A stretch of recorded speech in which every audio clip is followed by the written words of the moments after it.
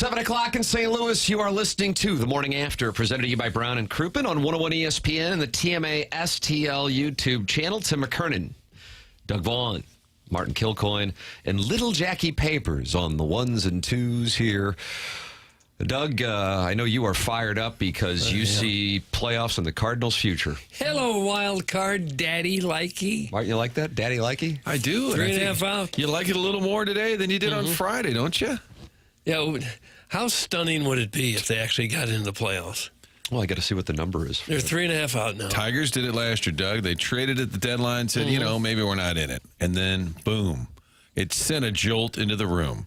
I think the guys are pissed. They said, you don't believe in us? Here we come. You think that's what it is? No. They're only 8 behind the Cubs, Doug. Look at that. Fight.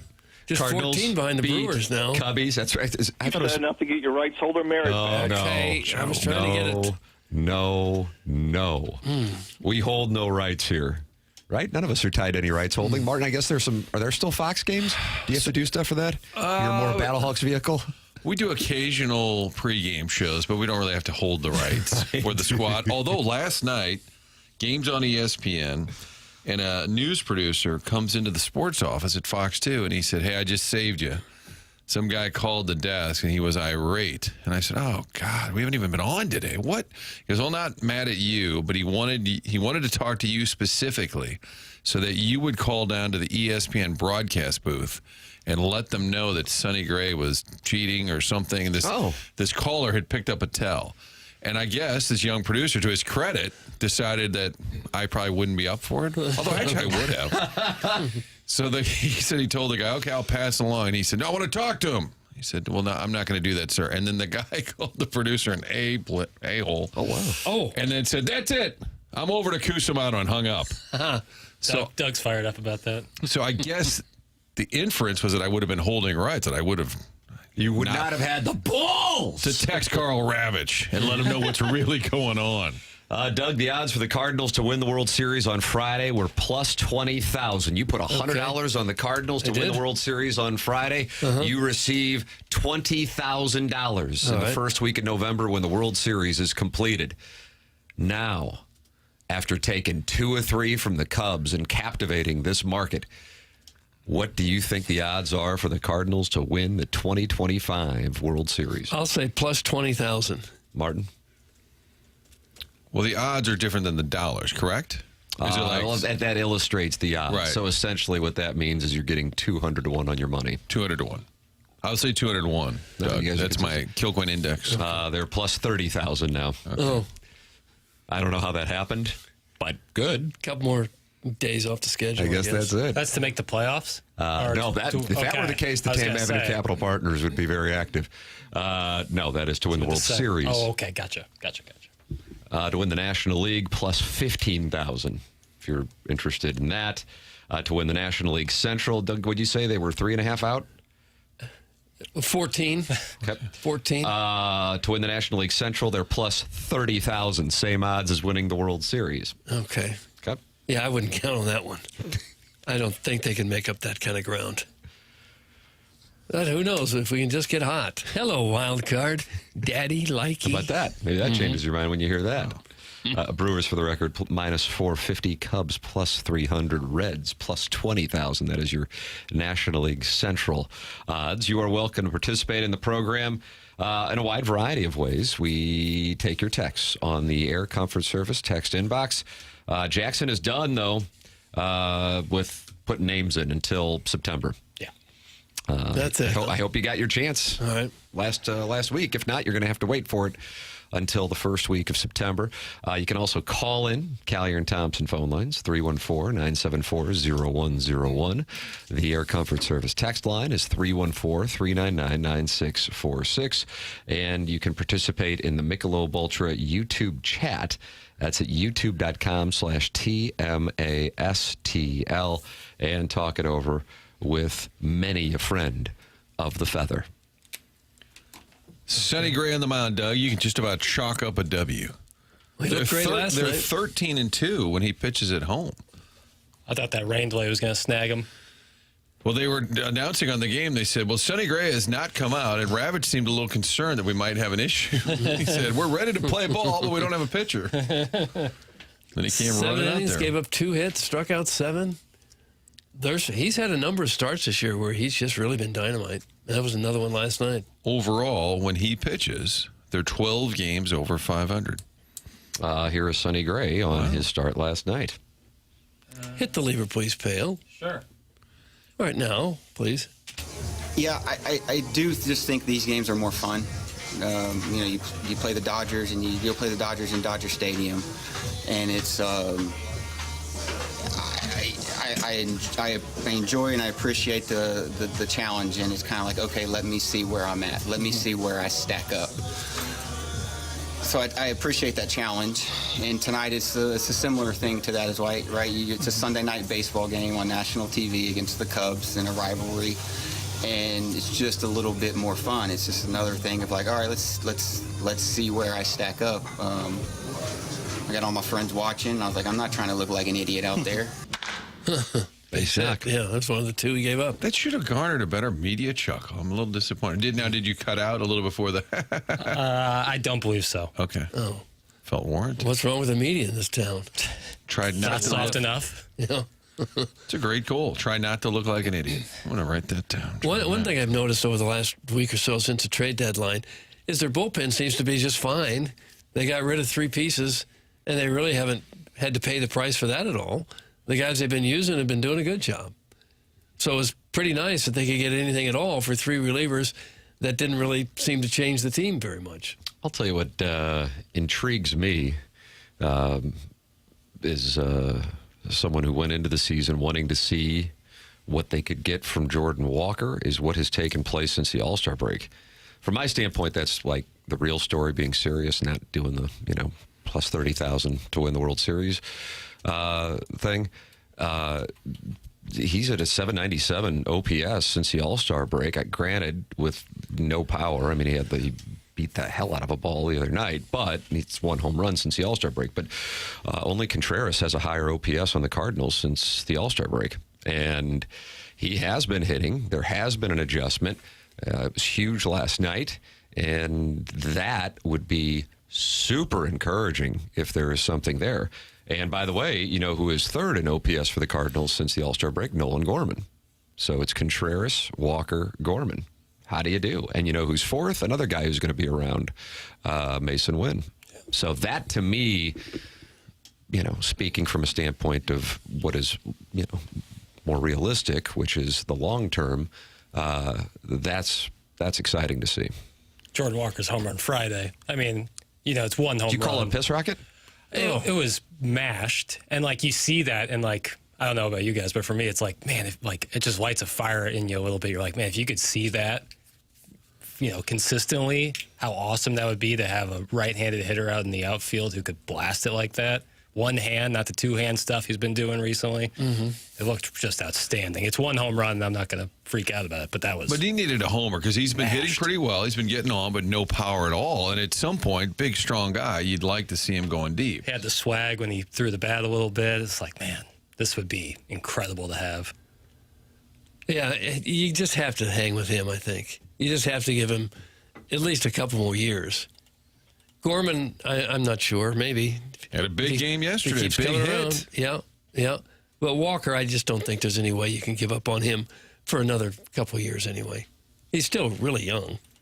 Well, I think he's all but penciled in for next year. So if you can see something down the stretch here, that would help. I think it would help not only the team, but also the fan base. If you're going to say, here's who we're rolling with, you want to give them something to believe in. That was a Poison song in 1989, am I right? Or was it 91? I just don't know the years. I just don't. I wish I did. I wish I Something to could believe in. I wouldn't mind that. Maybe Poison for Music Theme Monday. I don't know if you already got something in your... Well, obviously, Gilman will come back with next segment, but Sure, then after obviously. that... Yeah, Billy Gilman. But then it feels like a Poison Monday. Brett Michaels. What if we made it like Pops type bands? The music venue Pops? Yeah, Don't act like gotcha. you haven't been there. Poison. Okay. Would be a Pops band at this For point. sure. Martin Gorman has no arm. That's from Lisa, and Jackson describes her as a gem. All I said is he had a big moment last night. Was I carrying Gorman rights? I don't know. You could have hit for him too last night, but he came through, put it through the hole. That was a fun, well played game after the 2 Fox game on Saturday, which was horrific. I enjoyed the ninth inning play. I think it was the ninth where the Cubs runner tried to steal the base, and they had to review it to see if he was out or safe, and it was really hard to tell. Johnny Birdie. Yeah, and they decided he's out, and the next guy up gets a base hit that would have tied the game. And it looked to me almost like Sajasi's glove is what knocked his hand off the base. I don't think you can really do that, can you? I mean, we'll take it. Help the Cardinals get a win. You know the tag play I'm talking about? Yeah, it looked like he was out immediately. They punched him out. Yeah. And then the first replay, and Eduardo Perez was all in. Oh, he's safe. He's safe. And then they did about 48 replays in a row, and they said, ooh, I think he's out. Because his hand came off the base. Came up. But it looked like it came off the base because of the tag. I didn't see it that way. I don't know. You could be right, Doug. You're a baseball savant. But at one point, it took forever. You realized there wasn't going to be enough to overturn it. It was a big moment. Yeah. Wow, an MLB player hit a ball hard. Time for Slurpees all around. Doug, that is, unfortunately, from the 636, did not get his name saved last week. Yeah, well, just label him Jackson Jackwagon, if you would. If you would. The guy hit a home run. He needed to hit a home run. That's all we said. Go give us a Slurpee because they were trying hard. Anyone think with Arenado gone, the team is better? Everybody has more defined rules. That's from the 618. I asked Ollie on Friday about his plan. He's down in Florida, and I said, is your expectation he'll be back? He said, yeah. And then I said, because we got a wager on the show, and I need him to get more than .5. Oh, yeah, that's right. What do we bet? I don't think it was any Jackson, money are you involved. keeping a book on that? I do keep a book. But I don't Doug and I have voted that he would have at dollar value least on it. one at bat. Yeah. What did I give you, $20 in cash or $20 in Venmo? Venmo, and it's appreciated. Well, hey, I lost the bet. You got to pay the bet. Yeah.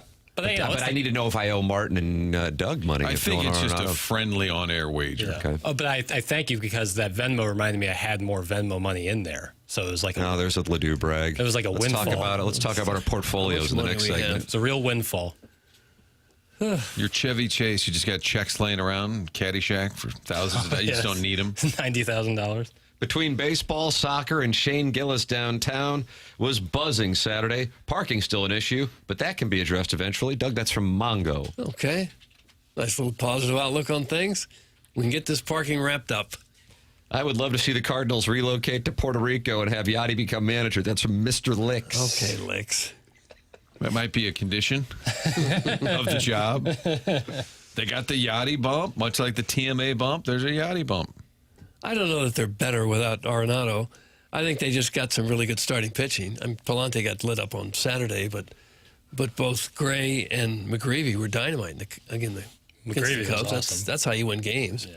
And there's another guy down the stretch. You want to see him perform well, so you have something you're hanging your hat on other than, hey, we got these former first-round picks that we have to play. You want to see something from him that you can believe in. Boy, did he take one off the chest in that first inning on Friday. Yeah. God, that would hurt. I was thinking, remember the Pronger play in Detroit?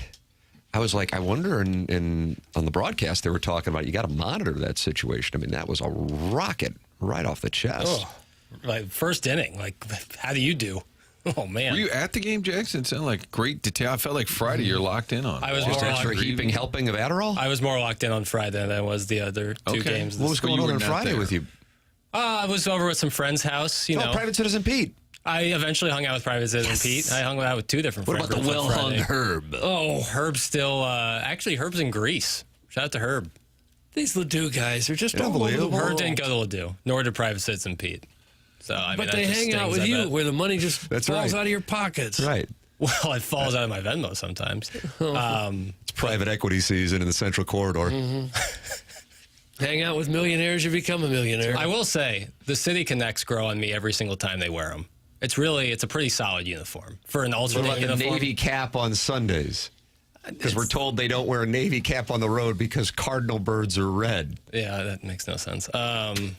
I don't love a two-toned hat. I like the hat to be the same color throughout, cap and brim, personally. And the City Connect, they flopped really hard with the hat. Yeah, I share that opinion. It's a Lambert Airport hat. It's a hat you get at Hudson News. I like that. Yeah. If they just put the fleur-de-lis on the hat, they would have had a home run, no pun intended. Looks like the Blues got that, though. Beat them to it, eh? I know, 100%. You had the opportunity. They put it right there on the sleeve, not on the hat. Give me another Lambert Airport. I really enjoyed that comparison. I think Yeah. you got something. Workshop it a little bit. I think there's something there. That's what that hat looks So like. maybe you land here because you don't really want to come here, but you're on your way somewhere else. Yeah, it's like unlicensed St. Louis gear. It just says STL on it. Okay. Yeah, it's just no a good. generic. Yeah, no good. Just like a pennant. There's no team name on it. State. Hey, baseball. State U. Didn't that show Coach? Was that Craig T. Nelson? Craig T. Nelson, sure. Didn't Was they- that Jerry Van Dyke as well? I believe You're so. right. Yeah. Jerry with a G? Doug? And I think I don't know. We feel can like look some it show up. prep, maybe. Why don't we try Doggone some it. show I feel prep like their this week? sweatshirts just said State on them. Well, there's like Coach. in Departed, like they don't have a lot of the licensing deals. Jerry with a J, by the way. Oh, all right. I take it back. And it's just Okay. like, it just says like Boston Sport, like on the t-shirts, you know. The hat does suck so bad. All they can do was STL on it. Whoever designed that's horrible. That's from Thrilla in Manila. It's the only downside of the uniform. Otherwise, I think it's really good. A Lambert Airport hat may be the best description of the City Connect hat I've ever heard. That's from the Never Ending Wipe. Gold star for Jackson. Thanks, guys. I really did enjoy the Lambert. Yeah, that's what you get at Hudson News. I think you channel little Joe Strauss there with a little Lambert. Oh, Hooterville? Yeah. Who is Hudson, and what's he doing with all these news stores? I don't know, but whoever he is, he's got a real monopoly on Dakota Hudson. $8 water bottles. Yeah, it's Dakota Hudson. He throws sinkers. Is there a and then- markup on those? Yeah, God, you want some pretzels? Yes, Good luck. Oh. And I think he pivoted well because the news industry, not as profitable or as available as it used to be. Yeah, that periodical section there is really, really small now. You can get a couple magazines if you want. Another great take by Jackson. This take and his take on dogs. That's from the Francis Park Mermaid. I'm done talking about dogs for the rest of the quarter. You've been instructed by counsel. For the rest of the quarter. Yeah, that's about a good time to reset on it. They talk about 80-20 issues. This is like a 95-5 issue. Yeah, oh yeah. Your hatred of dogs? Well, he's in the 5% probably. Yeah, hatred seems strong. General disinterest. Which is a little odd. It's a little odd. I get it. I'm in the 5, as Doug said. Well, on Mondays, we take phone calls, Doug, and I know that excites you to go to the Callie and does. Thompson phone lines, 314-974-0101. Load them up. You can also text in anytime, and many are doing so already at 314-399-9646. Air Comfort Service is the sponsor of the text inbox. Michelob Ultra is the sponsor of our YouTube chat at youtube.com/TMA. STL. And we welcome you to get involved by emailing in as well for the Design Air Heating and Cooling email today, the morning after at InsideSTL.com. Design Air is online at DesignAirService.com. Doug's a client. Martin's a client. I'm a client. And Doug, I got bad news for you. This weekend's going to be hotter than the fires of hell. Oh. Well, Design Air did me right this weekend. Oh, you had an issue? Oh, I sure did. I came home Saturday night from a wedding shower for my youngest son at the palatial estate of Tom Briggs. Got into my house. Air conditioner gone, about 88 degrees in there. Oh my God. No. What Air about the conditioner- Barnoff region? Well, I wound up having to sleep a little in the Barnoff region. Industrial fans. Yeah. But so I called old Seth Goldcamp on Sunday. Had someone right out there. The dashing Steve came out there. Was he a silver fox as well? Yes. Really? Fixed the run capacitor in short order. I got what I want, man. It's working just fine. Thank you, Seth. And the great team at Design Air. No surprise. That's Design Air Heating and Cooling. Sponsor of the email today, the morning after at InsideSTL.com, online at DesignAirService.com. Dogs are great. Dog owners suck. And if you have a cat, you can go F yourself. Doug, that's Chairman Steve in gosh. Wildwood giving his official. I think more people have cats now than dogs. I think we crossed that threshold a few years ago. Is that right? Yeah. Who did that Gallup poll? I guess some veterinarians. Well, I think that pure numbers, people are more likely to have multiple cats. Yeah. And they're than easier. Multiple dogs. Cats are easier. Didn't we used to quiz the skipper? We'd say, how many dogs and cats at the house? Right now, about 10 each. I'm like, what? I don't care about the Cardinals game, the City game, or Shane Gillis. Downtown is a giant impacted colon. Doesn't matter what's going on down there. That's from the Warson Woods Wacko, and he was not amazed by what we saw on Saturday night in downtown St. Louis. An impacted colon? Oh, boy. What time is it? 7:19. The Chamber of Commerce isn't using that slogan, are they? I don't think it's taken. Visit St. Louis. St. Louis tourism. We're an impacted colon. That's not going to bring people here. Never know. Get involved. Many are doing so, and there's so many different ways to do so on the program. YouTube, watch it. Talk it over with other friends who have gathered, like John Scores, who just has made an announcement that he hates cats. Oh, gosh. YouTube.com/TMASTL. Load up the phone lines. We're going to them next. Callier and Thompson, 314-974-0101. This is TMA 101 ESPN.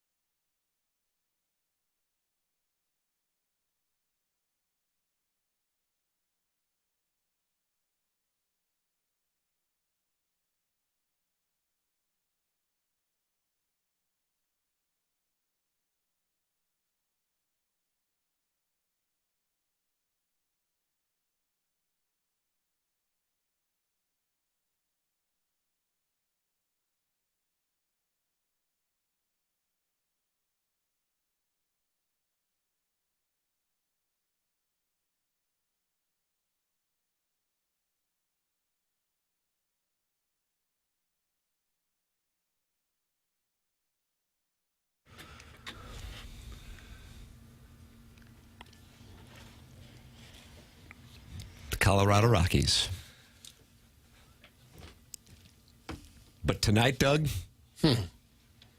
those Colorado Rockies are in St. Louis, and maybe they can make it 8 straight. Yeah, they've cobbled together a neat little 7-game losing trend and now sit just 37.5 back of the Dodgers. And only 57 below 500. So the Cardinals will have an opportunity to continue to try to get healthy and find themselves in a playoff race. It is TMA, presented to you by Brown and Crouppen on 101 ESPN. Tim McKernan, Doug Vaughn, Martin Kilcoyne with you on the program. Jackson Burkett, DBA Movie Boy, is on the 1s and 2s, and we welcome you to call in. We are loading up phone lines here on a Monday morning. Callier and Thompson, the sponsor of them, 314-974-0101. You can also participate in the Michelob Ultra YouTube chat, youtube.com/TMASTL. Miles Michaelis, friend of the program, who won a lot of support from the audience with his interview on this show on Friday morning, gets the ball. Doug, do you know who's starting for the Colorado Rockies? Well, I'd have to look it up. I will save you the time. Okay. The gentleman's name is Chase Dollander. Oh, you don't want anything to do with him. Well, he has had himself a rough year. So the Rockies, why do you say that? Well, the Rockies sent him down. And you would think perhaps he got right, so they're calling him back up to the major leagues. But at AAA Albuquerque, he dazzled in his 4 starts with a 7.04 ERA. Bring him up. And so he is being rewarded with a start tonight. Probably a hitter's ballpark. St. Louis. Timmy hasn't pitched at the big league level since July 6th. That was against the White Sox, which is a loaded lineup. That is. 3 2/3, 3 runs. So reasonable. The inning, the start before that, 2 2/3, 6 runs. This bet the over? Martin, I was looking at it. 8.5 is your total tonight in St. Louis. That's a big one. Former Tennessee Volunteer, Chase Dollander. That's correct. And considered to be, his average velocity is 97.5. He can throw it. I just don't know what the movement or location is on it. He had 10 walks to 17 strikeouts down at AAA for the 4 starts that impressed the Rockies front office enough with the 7.04 a year. You got to bring him back up.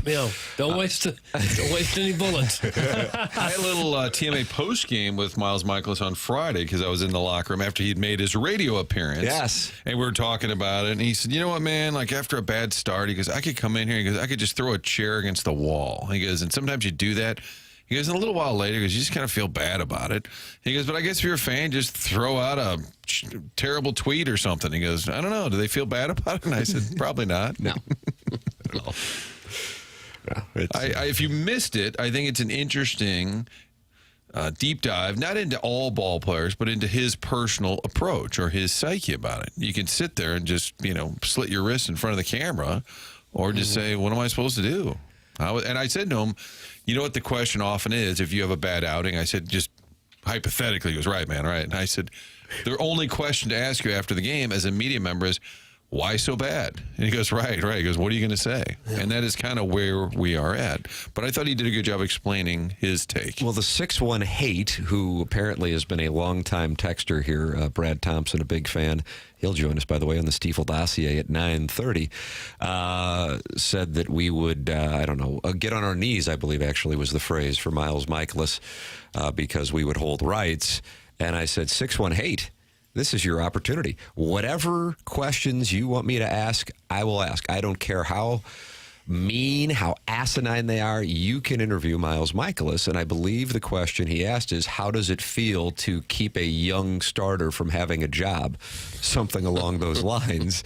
And that led to what was a pretty blunt answer, which was, I was a young guy and I was getting blocked at one time. And he goes, it doesn't feel great when you don't pitch well, but it does feel pretty great to be a major leaguer. And so you just want to pitch as well as you possibly can. I think the one thing, and I actually I only learned it through seeing it, which, for the record, I consider to be incredibly pathetic. But when I was 23 and just started working at KMOV with Doug in 2000, I would go down to the clubhouse, and I was more upset about losses than the team was. And I thought, that's a little strange. And it doesn't change my perspective that it was a little strange on my part, even though it's now been a quarter century. But the thing that you learn is if you do this 162 nights, and for the Cardinals, oftentimes would go into 170 nights, you can't possibly get that emotionally distraught over a loss. And you also can't get that emotionally high over a win. You have to maintain some semblance of emotional equilibrium, and you especially have to do that if you're a pitcher, in particular, a closer. So I understand how fans may not necessarily see that, because I personally had to see it firsthand to understand it, but that doesn't mean that they don't care. It just is something that you realize if you do this for a living and you've played 1,000 baseball games at the major league level, inevitably, if you're lucky, you will lose 400 of them. And there's a good chance you will lose many more than that. So if you're freaking out about every one of those, it's really not a pleasant way to exist. So you learn to handle it. If you're a great baseball player and a position player, you're probably going to make it out 7 out of 10 times. So you learn to handle it and try to battle through it. And on top of it, it's nice when you have 9 figures in the bank. Yeah, you just got a paycheck for $87,000. I mean, I could be too upset. I imagine even most of the guys on the Colorado Rockies are happy as can be. I'm in the major leagues. Team's bad. Yeah, I don't like that. But here I am in the big leagues. What are you doing with your life?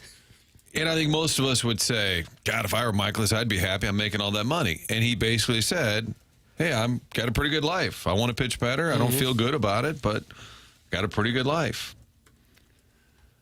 And when you're the one playing, and you know that if you did your best and it just didn't work out, you can usually deal with that. I mean, it's one thing if it's a playoff game, you just got eliminated or something. That'd be different. But just for most games over the course of the season, if you went out there and gave it everything you had and you just lost, you can deal with that. You better be able to, or you're going to be in a lot of trouble. And Tim, when you think about how fans take it, like it means a lot to them. My mom told me, a friend of hers, they were talking the other night on Friday night, so Yadi Molina is back at Busch.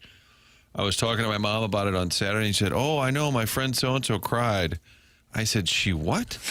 She said, oh, she saw him on the TV and she started crying. And I said, well, I had to interview him and I started crying.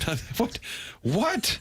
But I guess people do feel that passionate, that connect. God bless them for having that passion. Yeah. Have you ever cried, Doug? Give up on my This is Doug in 2008. I cried after a sporting event when I was, I think, 7 years old, and we lost the league championship because the umpire was bad. What about when the St. Louis Hawks moved? I was very upset. I don't think I cried. Okay. No, I didn't cry. I was like, that's... But I guess, with the Cardinals, there's a lot of people that is their daily entertainment from April to October, every night. They religiously watch. They live and die with these guys, and it really is an important part of their life. It might be too important if you're crying just at the sight of someone. Martin's mom's friend just took a hit. But I was in shock. I said, well, why would she? She goes, well, she was just happy to see him. And I said, and she cried. It's Yadi Molina. Yeah. There he is, Doug. Did you weep when you saw him in the uniform? I didn't. Maybe I should have. It'd be kind of weird if all the media people were broken down in tears when the players came on. I loved the honesty that Michael has shared on TMA Friday. His happiness and contentment is evident in his tone and statements. He's quote-unquote good, and he knows it. And by good, he knows that he's got a good life, and he knows it. Well, he's been a mostly 500 pitcher for his career, and that'll keep you around in the big leagues for a long time, and he has been here for a long time. There's nothing to be ashamed about for that career. And if you go locker to locker in any professional team's locker room, you're going to get some guys who are punching things when they lose, some guys who are throwing things, some guys who are just in the tank anytime things go poorly, and there are other guys who are kind of happy-go-lucky. Mm-hmm. You're going to go up and down the room and get different reactions. Let's do this, Martin. Who in your career, so this can extend beyond St. Louis, do you recall taking either losses or an individual performance hard on a relatively regular basis? Gosh, I mean, LaRusse is number one in terms of like each game meaning so much. I don't know who that could was top bizarre. that. I think Jocketty would even make fun of him, like, geez, it's one game. Who cares? Loosely. Oh, as a player. Anybody stand out to you guys? I'm trying to think. I don't remember anybody really throwing bats and helmets and wanting to scuffle. I don't. We did weekly Any names segments. come to I was in mind? Madison, Wisconsin. We had a commitment, a sponsor deal with Brett Favre every Monday. And at the beginning of the year, he said, I'm going to tell you something right now. He said, on Mondays, if we lost and I threw a bad interception, he said, you can ask me about it. He said, because you know what? I probably will. And I was like, all right, fair enough. Why are you so pissy, Leon? Why are you so pissy? I'm not. I'm just answering your... Yeah, you are. Whenever I ask you a question. I gave you an answer. Not very good one. I don't know the nature of that relationship today. Those two. That's a great question. I mean, Chris Carpenter was the ultimate competitor, and he was intense. But I don't remember. He was also pretty like monotone post game. So He was this kind of the same way, even when on days he didn't pitch. Right. I'm saying he was always that same, very intense. You kind of just tiptoed around him. But I don't remember him being overly. I mean, Albert was another intense competitor, and especially a playoff game, if they lost, you go into that room, you knew he'd be a little pissy, but he was the ultimate competitor. Gosh, I'm trying to think if somebody would just get eaten alive. And they got guys like Kleiner who could probably and did lose game-ending, season-ending moments. Back-to-back years. And it was hard to be in that position, but he really ultimately was the same guy all the time, jacking around. Well, they're not happy at the Michelob Ultra YouTube chat with the conversation, Doug. Let's see. Tinsel's baby daddy? Not Tinsel's your dog that was promiscuous? Yeah, a little slutty, little poodle. Back in the 70s, things were different. So we're fans of Michaelis because he's below average and he's happy about it? That's from Tinsel's baby daddy. You don't have to be a fan of his failing performance, but you can appreciate the honesty. But we never got any financial support from the sire of one of Tinsel's puppies. The sire. Mm-hmm. The greatest line about Michaelis was probably a month ago when he was on, and then somebody texted and said, I want this guy DFA'd immediately, but I also want him to join the show. Michaelis cares about nothing. That's from the Hamburglar, Doug. He's in the Michelob Ultra YouTube chat. Do you know we have the best fans in baseball in St. Louis? Oh, that's awesome. It is awesome. Well, if the players can get over it, why can't the fans? If the players have it all in pretty good perspective, certainly Michaelis does. Why can't the fans? All right, let me. I believe. Where do you think I think we're on the same page. Where do you think I was going? I would Let's say see papers and I agree with Doug, but detractors would say that's what the money's for. Like they get paid a lot of money, so it's easier to swallow a loss if you get paid a lot of money. So that's what detractors. So my would say. question, because my belief is you can trace everything back to money, sex, or religion. And Doug, check this out. It's like I'm tweeting right in front of you. Full stop. Oh gosh, I guess you're serious. Yeah, that's when you know I mean business. Okay. And what if Miles Michaelis were making $75,000 a year? Would the anger still be there? Probably so. Probably so. You're out of saying your effing mind. I think you're people saying are there's so Tim hung saying up. there's a jealousy. You're saying Yes, it doesn't matter. The period. Cardinal players, That's it. they're mad at him. Period. Hey, I'll Tim do is full saying, stop again. That's 2 full stops in 40 seconds. Two Yeah, full that's stops. too many. I think people get upset with players who aren't making a fortune when they don't perform. The money's got something to do with it, of course, but I don't think that's everything. There's less vitriol towards a player that's making less. If they're making a lot of money and they fail, they get really mad. I mean, Matt Holliday became a punching bag for a while because he got the contract before Albert did. And it was a smart move by the Cardinals. They thought we may not be able to re-sign Albert. Better have Holliday locked up, and they did. And remember, he was not very popular. I don't know if Matt's even aware of that, but I think a lot of people were mad. Hey, that's Albert's money. It had nothing to do with performance. A lot of it was about the money. Don Pepe says, when your veterans don't care, that's a problem. That's in the Michelob Ultra YouTube chat. They care. They care when they're out on the field. As he said, the one thing he never wanted to do was let down his teammates. They care. But then when it's over, they can go about their lives and be normal people. You can do both.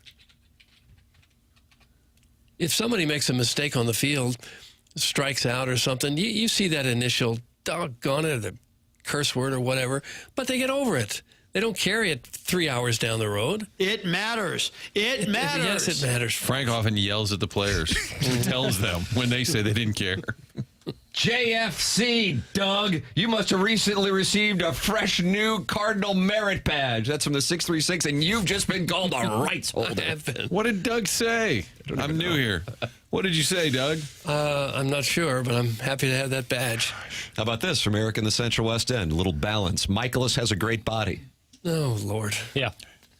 And that's Jackson. Just agreed rather quickly. This is getting awkward when he joins the show. That's a compliment. Yeah. Well, he's a professional athlete. Most of them do. Sometimes in baseball, you catch the. Sometimes you're like, wow, that guy looks like he's a couple sandwiches away from being a little hefty. I'm just saying, some people. You leave my guy. You said it, not me. Wow, and wow. You leave him out of your mouth. I liked him catching on Saturday. Love that guy. I talked to him on Friday about the art of pinch hitting. He said, I never really did it before. I go, well, it's working out. Yeah. Almost none of them ever do. You don't get to the major leagues by being a pinch hitter in the minors. Steven Time, a few people have texted this in. BK and Ferrario had Ali Marmol in studio on Friday. What a great get. And apparently the TMA text line was up. Steven Time just texted this in, but I've seen a few people texting it. Marmol staring at the text line. Then PK goes, oh, that's from the morning show. I think you know what goes on there. Oh, I got to find that. No. He was reading the text line down at spring training, and I believe the YouTube chat. I believe what he said was, Ollie, what's your favorite fry? This guy's cute as a button. Yeah, yes. Sweet guy. As he was, we got some audio. We're gonna have to. I'm gonna have to do some digging.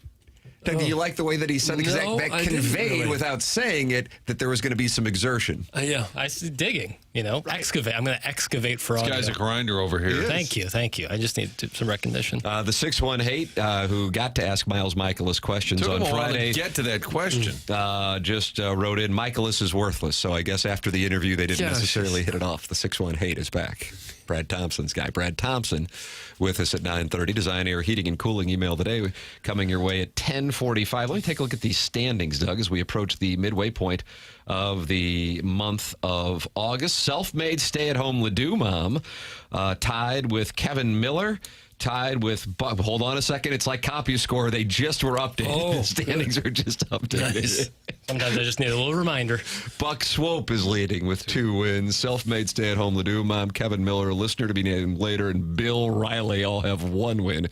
You can compete the morning after at InsideSTL.com. Get involved on the program. Call in. Callier and Thompson phone lines, 314-974-0101. Text in. Air Comfort Service text inbox, 314-399-9646. And then join in the conversation on YouTube. Go to TMASTL's channel, and you will be joined by many other friends. 220 are in there this morning at youtube.com/TMASTL. And if you want to talk with some older friends, you can go to the 101 ESPN chat. It's up to you. We don't discriminate, Doug. There are 2 different options. Okay. So it's youtube.com/TMASTL. The program is called The Morning After, presented to you by Brown and Crouppen on 101 ESPN.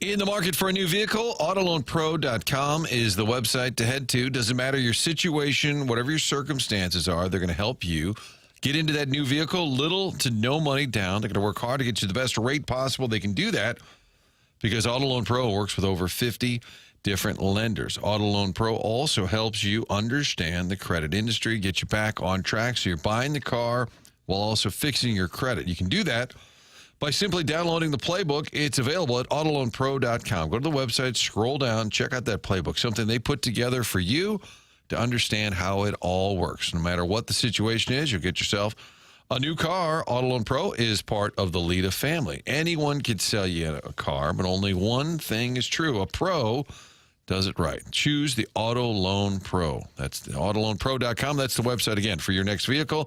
Get that car this time, and then the next time around, like, hey, I get it now. I know how this works. I'll be able to buy that car the next time. autoloanpro.com.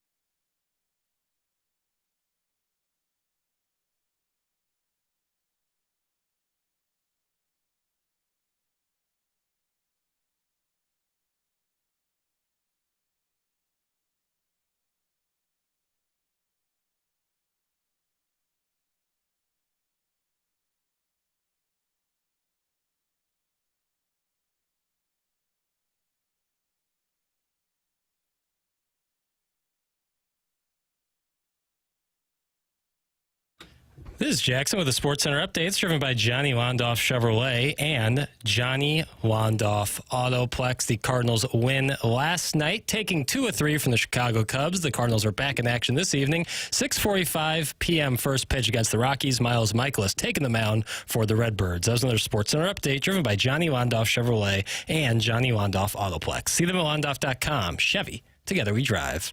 Are you kidding me?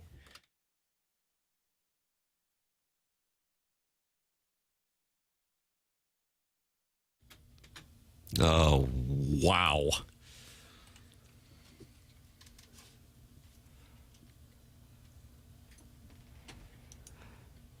I mean, is this the heavy petting anthem? Doug? Well, I don't know what the anthem is. Tell me this doesn't put it in perspective. Is this a popular slow dance song? At St. Gabriel's, you better believe it. Yeah. There's a lot of slow dancing at St. Gabriel's. I guess, well, that goes till 8th What do you grade? think we were doing, going to raves? Well, I don't know that I ever slow danced in grade school. Well, that goes till 8th grade, We right? didn't party as hard as we did on No, the South clearly I Side. did not. 63109 don't play. So this has been like 6th, 7th, 8th grade time? Sure. Okay. When I hear grade school, I think elementary school, kindergarten through 5th. That's my confusion. That's a Catholic public thing that's always Gotcha. different when you say grade school. Yeah. I agree. That comes up. Tim, would the kids pull out their lighters in 7th grade when this song played? The guy who was driving to 8th grade probably did. You had a driver in 8th grade, you said? Yep. In a mustache and everything? He did, actually. Peach Fuzz. And you're as supposed is to the be- brand. Vianney. 8th grade, you're supposed to be, what, 13? 14? That's right. Yeah. And Tim, was he grabbing 15 boards a game for St. G? At least. He was on the Danny Almonte plan. It's TMA 101 ESPN. The show's presented to you by Brown and Crouppen. Brad Thompson will be joining us coming up at 9:30 on the Stiefel dossier. You are welcome to participate as Chairman Kurt is manning the Callinger and Thompson phone lines, 314-974-0101. Chairman Kurt, I will have my phone in front of me to see who is on the line so I won't miss your texts. 314-974-0101. That is how you can text or call in. Text in 314-399-9646. Doug, I have found the odds from the Spread Zone sponsor, FanDuel, for the Cardinals to just make the playoffs. To just make the playoffs All right. now. 3.5 back of a wild card. And I know you love guessing games. What would you set the number at? Well, it was plus 20,000 to Win the World Series. Win the World Series. Now it's plus 30,000 to win Plus the World Series. 30. Plus 15,000 to win the National League pennant. This is just to make the playoffs. You don't have to win a game. Okay. You just got to make the playoffs. How about plus 6,000? Martin Kilcoyne. This is just to make the playoffs. You can be the number 6 seed, and you can collect your cash, assuming you're willing to go over to Illinois, because we've got somebody carrying the torch for video poker and gas stations. Plus 2,500. Jackson Burkett, also known as Movie Boy. Martin took my number. Oh, thanks. So I'll go plus 3,200. Chairman Kurt, production manager of Sound Story, and manning the Callier and Thompson phone lines. What is your Often number? getting yelled at. I'm just going to recuse myself from this one. Oh, because you've seen it. No, but I'm not locked in. I don't really know. I would have gone with I've seen it. That would have fooled us. Yeah, I would have folded right there. Honesty. Gentlemen, you put $100 on the Cardinals to make the playoffs, and if they do, you will receive $880. That's it? I'm just telling you what the number is. That's per FanDuel. Okay. Maybe there's some metrics there with their schedule or something. Certainly, they've got 3 friendly ones coming up. The Cincinnati Reds, who are ahead of them, are plus 360 to make the playoffs. And I'll tell you where they're not happy. Where? In New York. I don't know what the hell has happened to the Mets. They loaded up at the deadline. Yeah, they got no Bulls. Yeah, that's right. I forgot about it. The Mets right now are still minus money to make the playoffs. So you bet 300, they make the playoffs. You win 100. But they are in the midst of a Colorado Rockies tying 7-game losing streak, except they're actually participating this year. Yeah, trying to. Well, the Mets ran into the Brewers. Can't mess with the Brewers. There's Milwaukee's 9 in a row. 17-4 since the All-Star break. And it doesn't matter who it is. Isaac Collins taking Edwin Diaz deep. Ryan Helsley blew the lead in the 8th. Mets were up 5-0 at one point. Yeah. We can catch this Met squad. Nice. They're only 8 over. If we could just get hot, we could finish in third place and get a playoff spot. Do you like run? There's a slogan. A little big for a bumper. Do you like run differential as an indicator of a team and their success rate? Well, it's one marker. I'll listen to it. Sure. Okay. Colorado Rockies. Minus 329. Yeah, that's about it. They've scored 329 less runs than they've given up. Do you think anybody else is minus 300, Doug? No. How about minus 200? I wouldn't think so. No. There's only one other team that is even minus 100, and that's the Nationals are minus 143. I can't stand this team. They got no balls. Okay? I want teams with balls. I want guys with balls. He might be calling back in. He might be their Pestis because they've lost 7 in a row in New York. Well, that's good news for the Cardinals because the Mets are the team the Cardinals are now chasing. They were 63-48. Now they are 63-55. Cardinals with a golden opportunity here to, at the very least, be 62-60 by the time the New York Yankees come to town, and that's been a debacle as of late as well. So they're not happy in Bronx, they're not happy in Queens, they're not happy in New York. No. Then you got to bang it out. You got to hit. You got to hit. Okay. You look at the Cardinals' schedule and try to figure out where wins are going to come from, and you just can't do that. I don't think with any hope to be accurate at all. Who would have thought they'd take 2 out of 3 from the Dodgers? Who would think they would going to beat the Cubs 2 out of 3, or lose 3 in a row to Arizona, or lose 2 out of 3 in Colorado? I think the best hope is to play teams you're battling in the wild card spot. Those are the games you got to win. Well, they're going to get the opportunity. They do have some games against those teams. They're going to get their opportunity. Yeah. Exactly right. They play the Reds quite a bit still. They got 3 more against the Cubs late.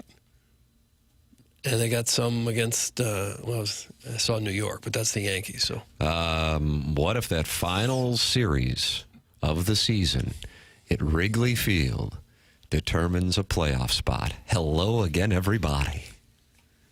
Hello again, everybody. Hello again, everybody. Well, hi, Tim. Boy, now you'll have a decision to make because that would be the same weekend that Missouri hosts UMass. Well, I wouldn't have a decision. I'd watch the Cardinals. Whoa, you're not a true son. If they're trying to get into the playoffs, a playoff game against with implications against the Cubs as opposed to UMass when they're just coming here to look at leaves, yes, I'd watch the Cardinals. ILL has USC in Champaign. Oh, have they? That's going to be cool. How do you do? Yeah. Storied rivals from conference days gone by. Yeah. Oh, the games I used to have in the 1930s. Well, yes, I would watch the Cardinals. I'm going to Chicago. Stand up. That's what Ollie Momar will Thinking tell about going to speech. the Illinois-Ohio State game just to see that. Ooh, nice. Tilt. Where's that one? October 11th, I want to say, in Champaign. That's Mizzou, Alabama. Shows where your alignment is. Well, that's at 11. That'll be done by yeah, that's true. 1:30. Don't get me started. Genius statement, Doug. So they should beat the teams ahead of them. Go run in Forest Park and get attacked by dogs. That's Chairman Steve in Wildwood. Yeah. I was just trying to think.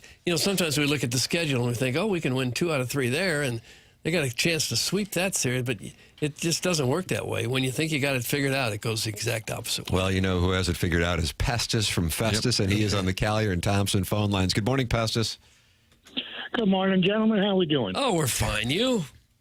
I'm doing great. All right. Doug? Yeah. This is going to be a magic week.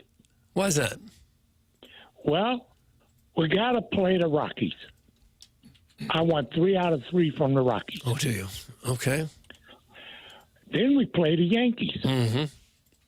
I'd be happy if we can get 2 out of 3 from the Yankees. Sure.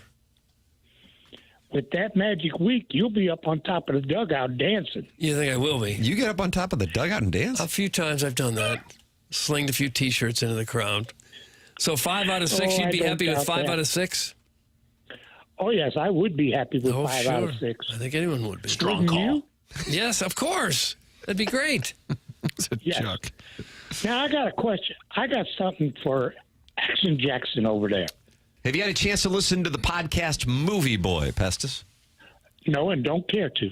Oh, I won't use that for the promo. It's fair. Actually, I might. Jackie, you looking for the buzzer over there? No, it's fine. Fine. It's not required listening. Hey, Jackie? Yes, Pestis. Why don't you like dogs? Why don't I? No. Yeah. I did swear off this for a quarter, but I guess I'll address it quickly. Was kind of scared of them as a kid, and now as I've grown into adulthood, I just have a general disinterest in them. Would never want to own one. I don't feel the same connection that some people do, clearly. Oh, it's not because they keep running up to you and peeing on your leg? No, I don't even think that's ever happened. They do like to jump up and lick you, and some people are like, "Oh, don't worry, dog's mouth is cleaner than humans." Wrong. That is No wrong. possible Yeah. way that's true. No, yeah, it's not true. That's true. I got a 9-year-old dog that I just adore, and he jumps up on me, and every time he goes to lick my face, I tap him on the nose, and he don't do it again. Yeah. I do think dog owners are part of the problem. If somebody's not a big dog fan, like Jackson, you go to their house, and then the dog's jumping on you like, "Oh, he's fine. He's just real friendly." Yeah. Like, I know, but I know. I have this giant scratch mark on my thigh now. Yeah. It's all great. Oh, he's just playing with you. He's just happy to see you. Get him off me. But anyhow, everything's going good. 2 weeks from Friday, I turned the magic age of 69. And you talk about moments in sports where you cried. Yeah.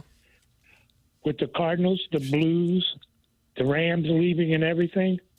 I have cried rivers. Well, I would think maybe the Blues winning the cup, a lot of people got emotional. Oh, yeah, I cried then, too. Did you? Because I just wanted them to win a cup before I would pass away, and they did. And it shocked the Easy. Huh. Yeah, I'm sorry. I almost said it, but I didn't. Okay. Well, when else have you cried? The day Bob Gibson broke his leg, July 17th, Really? 68, I believe, or 67. Line drive off the bat of Roberto Clemente. Right. And you wept when that happened? Yeah, because I knew his season was over with then. Oh. And it was just one of those. That's right. I cried. I did. Okay. I'm a man. He's doing Pull it together, boy. I thought you were older than 69. No offense at all, Pestis. I pegged you as a little bit of an older gentleman. Clip that off. Nope. August 29th, 1956. He's got the receipts. All right. He does that. Doug said, pull Yeah, I it got a whole together, lot boy. of Now, what's Martin doing over there? Martin's just sitting there being quiet, ain't he? He just spoke. You just talked to Well, him. I just asked why you weren't older. We had a I'm great little sorry, I visit. didn't recognize the voice. That's all right. okay. It's okay. Sometimes I sit out your calls just to kind of observe. Yeah, I can see people doing that. Like the other people out on the line that want me to drink bleach and walk down I-55. Well, That they're ain't back. going to happen. They're all back. Your friends have reappeared. Yes, they have. But, gentlemen, it's been great talking to you this morning. Yeah. Just wanted to say hello. Let's have a good week, Doug. 5 out of 6. 5 out of 6. 5 out of Cardinals 6. over the Rockies. 3 out of 3, and then 2 out of 3 from the Yanks. From the Yanks. All right. Thank you, Pastas. Thank you, gentlemen. You have a great day. Well, thank you. In 2 weeks, he will be 69 years old, Doug. Good on him. Speaking of the Rockies, did you guys at all catch their Friday game against the Pittsburgh Pirates? Doug, I know you were going to stay home and watch the Rockies and Pirates. I'll give you a brief rundown. The Pirates scored 9 runs in the first inning, count them 9, and then with a 5-run ninth inning, the Rockies defeated the Pirates 17-16. Really? Nice little tilt. 9 runs in the first inning, and they still lost. Wasn't that like 2 weeks ago? I see that as Friday. Oh, that was 1 week ago. I read that wrong. No, there goes I read the that story. wrong. It was It's not August timely. 1st. It was like my the bad. Rockies played the Diamondbacks yesterday. Nah, that's my and I'm bad. thinking, what a weird deal that they had. No, that's my fault. Damn. Still an interesting little anecdote. You win some and you lose some. Still a great night. We never talked about it. So How did it even come up? Because well, he said the Rockies were coming to town. I know, so you Tra-la. so you were looking at their schedule or something. Yeah, I messed up. My Jesus, apologies. how bored were you, Jackson? That's from the Hunchback of Vaughn Castle, and he's not happy now. It's fine. Bored. It's fine. Oh, okay. I think he meant you were bored because you were watching the game, but actually you wouldn't I have wasn't been. watching it. No, Clearly I you saw weren't it. because it didn't happen on Friday. Well, what are you gonna do? Fun with schedules. It is hard to believe the Rockies could be this bad. When you pick from a common pool of players in the draft, get a couple dozen different players every year, and you've stumbled on nobody? Here's the core issue. The franchise can never be successful with sustainable regular seasons because great pitchers will not sign there. That's it. That's all. Even if you would think that they could bring Meryl them up. Streep, Devil Wears Prada? Yeah. Number 2 filming now. Develop some pitching over the course of any short, 5 or 6 year period. You're going to have a few pitchers come through your system, right? They did Ubaldo Jimenez one time. Ubaldo was good. Mike for Hampton took their money and it did not work out. Yeah. Cardinals were runner-up. Remember, they were always runner-up. They were runner-up Kevin because Brown, he did not like the Cardinals or St. Louis school system. That's right. Do you remember that? That's what Mike Hampton said, Doug. He might have been ahead of his time. I don't think he was going to move to the inner city. I think with the money they were offering him, the kids could have gone to MICDS. Probably could have. But the Rockies have had some good teams in the past. It hasn't always been like this. And they just have nobody. Well, they've been around for, I think, 32, 33 seasons at this point, and they just can't get pitching. I mean, that's the core issue. I don't think you could even name, this is the wins leaders, pitching wins for Colorado Rockies, the leader, all-time leader in wins for the Colorado Rockies. Might need initials on that one. Well, this might give it away. JDLR. Jorge De La Rosa. Yes. Wow. 86 and 61. Not bad. That is the all-time leader. Yeah. Aaron Cook. Oh, yes. Herman Marquez. Oh, Bill. Jeff Francis. Oh, Doug. Lefty, I believe. 64 and 62. Kyle Freeland, more recently. Daryl Kyle get in there anywhere? Kyle Freeland. He had a brief stay there before Walt Jackety rescued him. Jason Jennings. Ubaldo Jimenez. Pedro Estacio. Remember former Dodger as well. 3+ decades of a franchise's John existence, Gray. and we don't know who these human beings are. And then the guy with that weird name that was a Julius Chassin. Remember that guy? Jhoulys. Julius. I'll see. Hunter. Well, you could see him leaving when their free agent years come up. Point is, But there's still, not you a would- lot of big names there. Why can't you develop some and have them for 3 or 4 years anyway? I think you should take over. You're going to take over maybe the I'll Rockies? just do that. The Duke of Denver. Austin Gabber is 21st on the all-time wins list with 28 career wins. Austin Gabber. Wow. That's more than I thought he would have there. Wow. Yeah, I got to tell you, I would have taken the under on 28. Jorge De La Rosa is the leader in the clubhouse. Rockies, I'm not saying he's their best pitcher, but he has the most wins. How about that? When is Jackson going to have cheap Kai on Movie Boy to review Caddyshack? That's from Arbor Day. Have you been talking about having Sweet Kai on? No, I wouldn't put him in my rotating cast. That's not because I don't love him and think he's great, but I just don't think that's his strength. Is he jealous of Gareth? No, I don't think so. Is Gareth going to have a third appearance anytime soon? Gareth is coming on this week. Is he? Third appearance? That's his second. This will be his second. Okay. Yeah. Who's the guy that only wears shirts that sport 3 shades of brown? That would have been Herb. The well-hung Herb. Okay. Him and Plowsy swap jerseys at one of the year-end awards. Pretty hilarious. Kind of like football players midfield. Precisely. Swap T-shirts? Yeah. You wouldn't want to wear another man's T-shirt, would you? I've gone thrifting many a time. But it's been washed, probably. You take it home and wash it Yeah, first. well, your buddy can give it to you washed as well. How often you going thrifting, guy? Maybe once a month, maybe a little less. It's great. If you find good stuff, it's like $8 total for like 3 T-shirts and a hoodie. Yeah. Square deal, if you ask me. Please remind Doug that the Cardinals have only developed one starter in 5 seasons. Doug, that's John Cusick, not Cusack, Cusick, and he's in the Michelob Ultra YouTube chat right now. Okay. Actually, fair point, I think. Well, then the question becomes, why is it so hard to develop pitching? They seem to develop, not just the Cardinals, but all over baseball, position players. Why is it so hard to develop solid pitching? I mean, there's a ton of guys out there throwing 98 miles an hour now. Good question for BT at 9:30. Brad Thompson's on the Stiefel what a way to dossier weave it together, at Jackie. 9:30. Jackson's kind of communicating, I think, that I need to take a break. That's what I think. No, I just Just what? well, I don't know how to develop pitching. certainly. You felt like that question had been asked and not answered, and we should move on. I think it's a good question. I don't think any of us are the expertise. Brad Thompson, former Major League pitcher, I think would. All right. Well, we're going to find out. He's with us at 9:30. Email in the morning after at InsideSTL.com for our Design, Air, Heating, and Cooling email day. The program's called TMA, and it airs on 101 ESPN.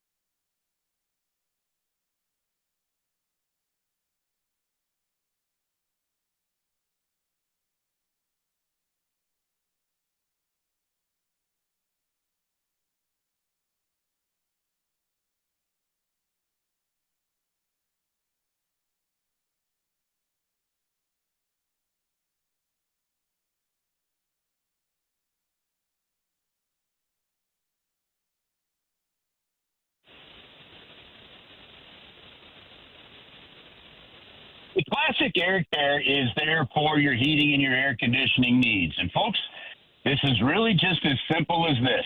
If something is breaking down, if your air conditioner right now in the summer heat at home is not working properly, or your business, they do both business and residential, call Classic Air Care. Have them come in and check it out. If you're hearing some noises you're not supposed to hear, maybe it's rattling a little bit, maybe just the airflow doesn't feel the same, call them up, call Classic Air Care, get them in there now. Don't wait until something breaks.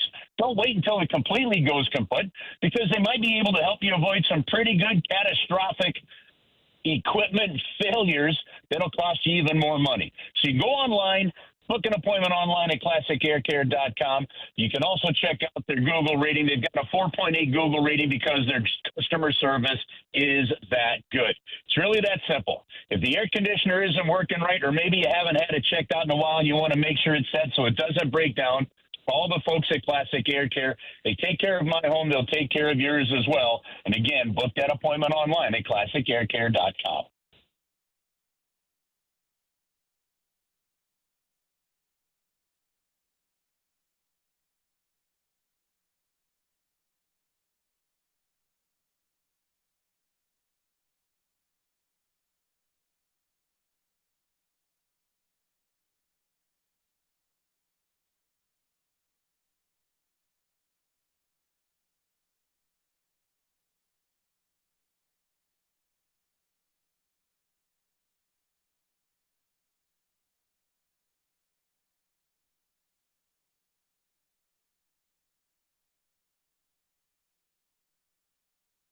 It's TMA 101 ESPN and the YouTube channel, youtube.com/TMASTL. Fisher Window and Door Store, sponsor of our 8 o'clock hour here on the program. And it is our pleasure to welcome to the Collier and Thompson phone lines for his 101 ESPN Monday tradition hit, Chris Kerber joining us here on the program. Morning, Kerbs. Morning, Tim. How are you guys today? Wonderful. How are things going with you? Things are going really well. Just got a good, easy Monday plan here. One kid away, as we've been talking about. Another one's going on Saturday. So this will be the week of final prep to send another freshman off to college. Does that make you an empty nester now? No, I got one more. We got Ava. She's going to be a sophomore this year. So got a few more years of dealing with high school stuff. Yeah. But we're getting closer. But as you guys know, when you've got younger kids, like you have more than one, the youngest is always pretty much the age of the oldest, right? So it's like having a 20-year-old as a sophomore in high school that wants all the freedoms of a 20-year-old. Oh. But you have to remind them that they're 15. We did start driving this past week, though, so that's been pretty good. What little hair that would grow on my head is now gray. Yeah, I bet. Curbs, what was the event this weekend? I saw it at Centene. There was a women's hockey tournament. It's amazing that here we are in the middle of, August, and there's still Blues-related hockey at Centene still going almost year-round. Well, and that's why building that rink was so important, Martin. You know, and there's still the need, honestly, for more ice rinks in town. But so they had one of the largest female girls hockey tournaments in the area over the weekend, and it was just outstanding. And one of the things, if you go back, the Blues had a press conference. Probably about 4 or 5 years. Actually, you know what? It was surrounding the All-Star game. When the All-Star game was here is when it was. And at that point in time, they talked about their goal was to have, over a 5 or 6 year period, something like 150,000 kids that have not played or touched the game of hockey to get an opportunity to experience something with the game.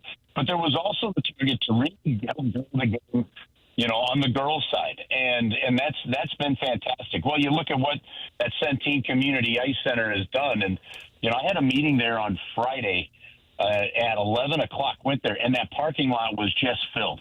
And you're sitting there going, wow, there's that many people using these ice sheets, using these rinks, playing the game of hockey. And, and there's something with the game of hockey, too, guys, versus any of the other sports where the pro teams in town seem to just play a larger role in the grassroots growth of the game than the other sports. And I think the Blues have really become, frankly, one of the leading teams in the National Hockey League and how to really grow a youth hockey throughout your area. It's pretty awesome. And one of the top players was a Cavallini. How about that, Doug? It doesn't matter how many years you're around hockey. There's always Cavallini. I was thinking about the Kachucks last week with the EA Sports cover, NHL 26 Matthew, but also Brady and Keith. What do you remember about those kids coming around? Was there an age even where people said, wow, he's pretty good. He's 9, he's 10. Do you remember that conversation?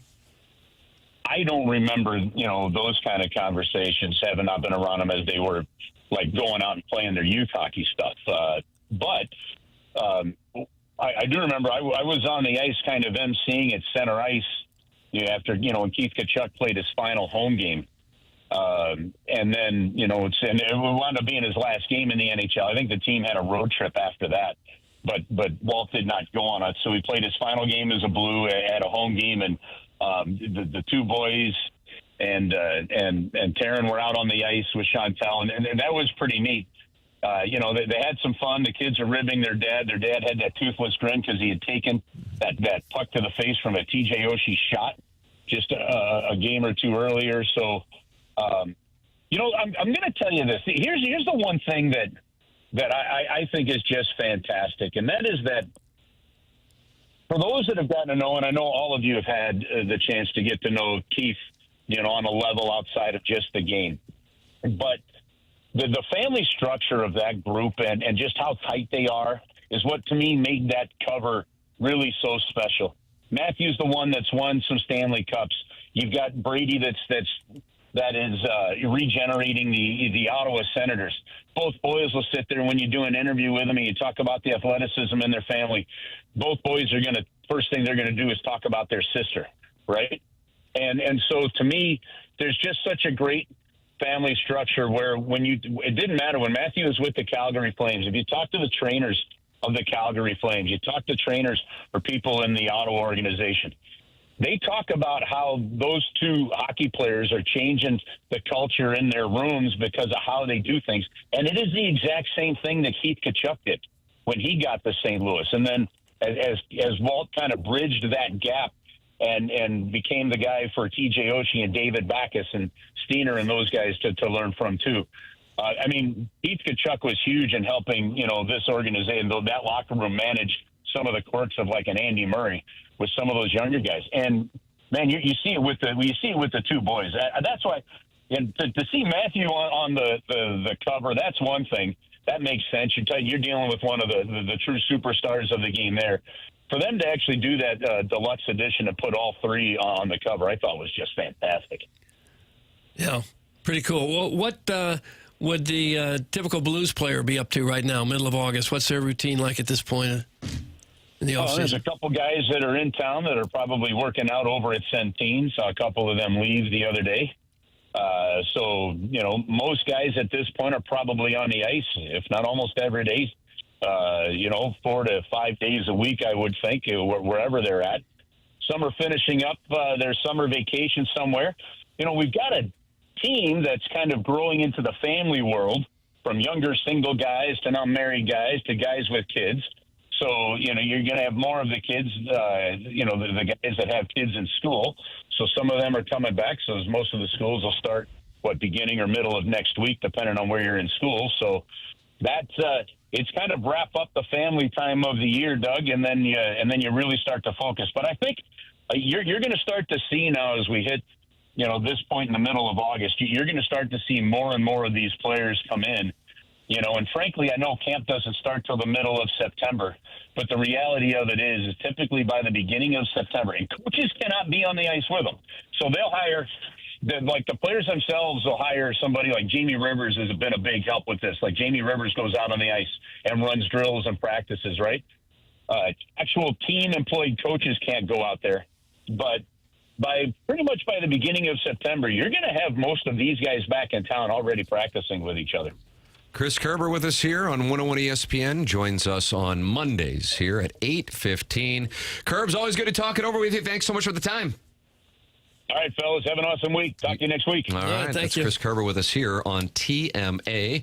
Program presented to you by Brown and Crouppen. Brown and Crouppen online at brownandcrouppen.com. Doug, I'll give you one guess. Oh, gosh. What is the phone number to Brown and Crouppen? Oh, now that one I know. 314, all deuces. 222-2222. 314-222-2222. It's Brown and Crouppen online at brownandcrouppen.com. Presenting sponsor, TMA. If you need a personal injury attorney, don't you want a local law firm, one that knows how to handle the ins and outs of your case and the local environment? Well, that's Brown and Crouppen. They are local with superior legal services, and they value client services as well. Brown and Crouppen, founded in St. Louis in 1879. Part of the St. Louis community, and they value the St. Louis community. If you think you may need Brown and Crouppen services, call 314-222-2222 or go to brownandcrouppen.com. Make sure you let them know you heard about them on TMA. Remember, the choice of a lawyer is an important decision and should not be based solely on advertisements. Tim McKernan, Doug Vaughn, Martin Kilcoyne with you. Yadi or Molina made his return. You'll hear from him coming up. Plus, Ali Marmol in studio, and he got exposed to the TMA text line. Oh. No. We've got that for you. The audio coming your way. This is The Morning After, presented to you by Brown and Crouppen on 101 ESPN.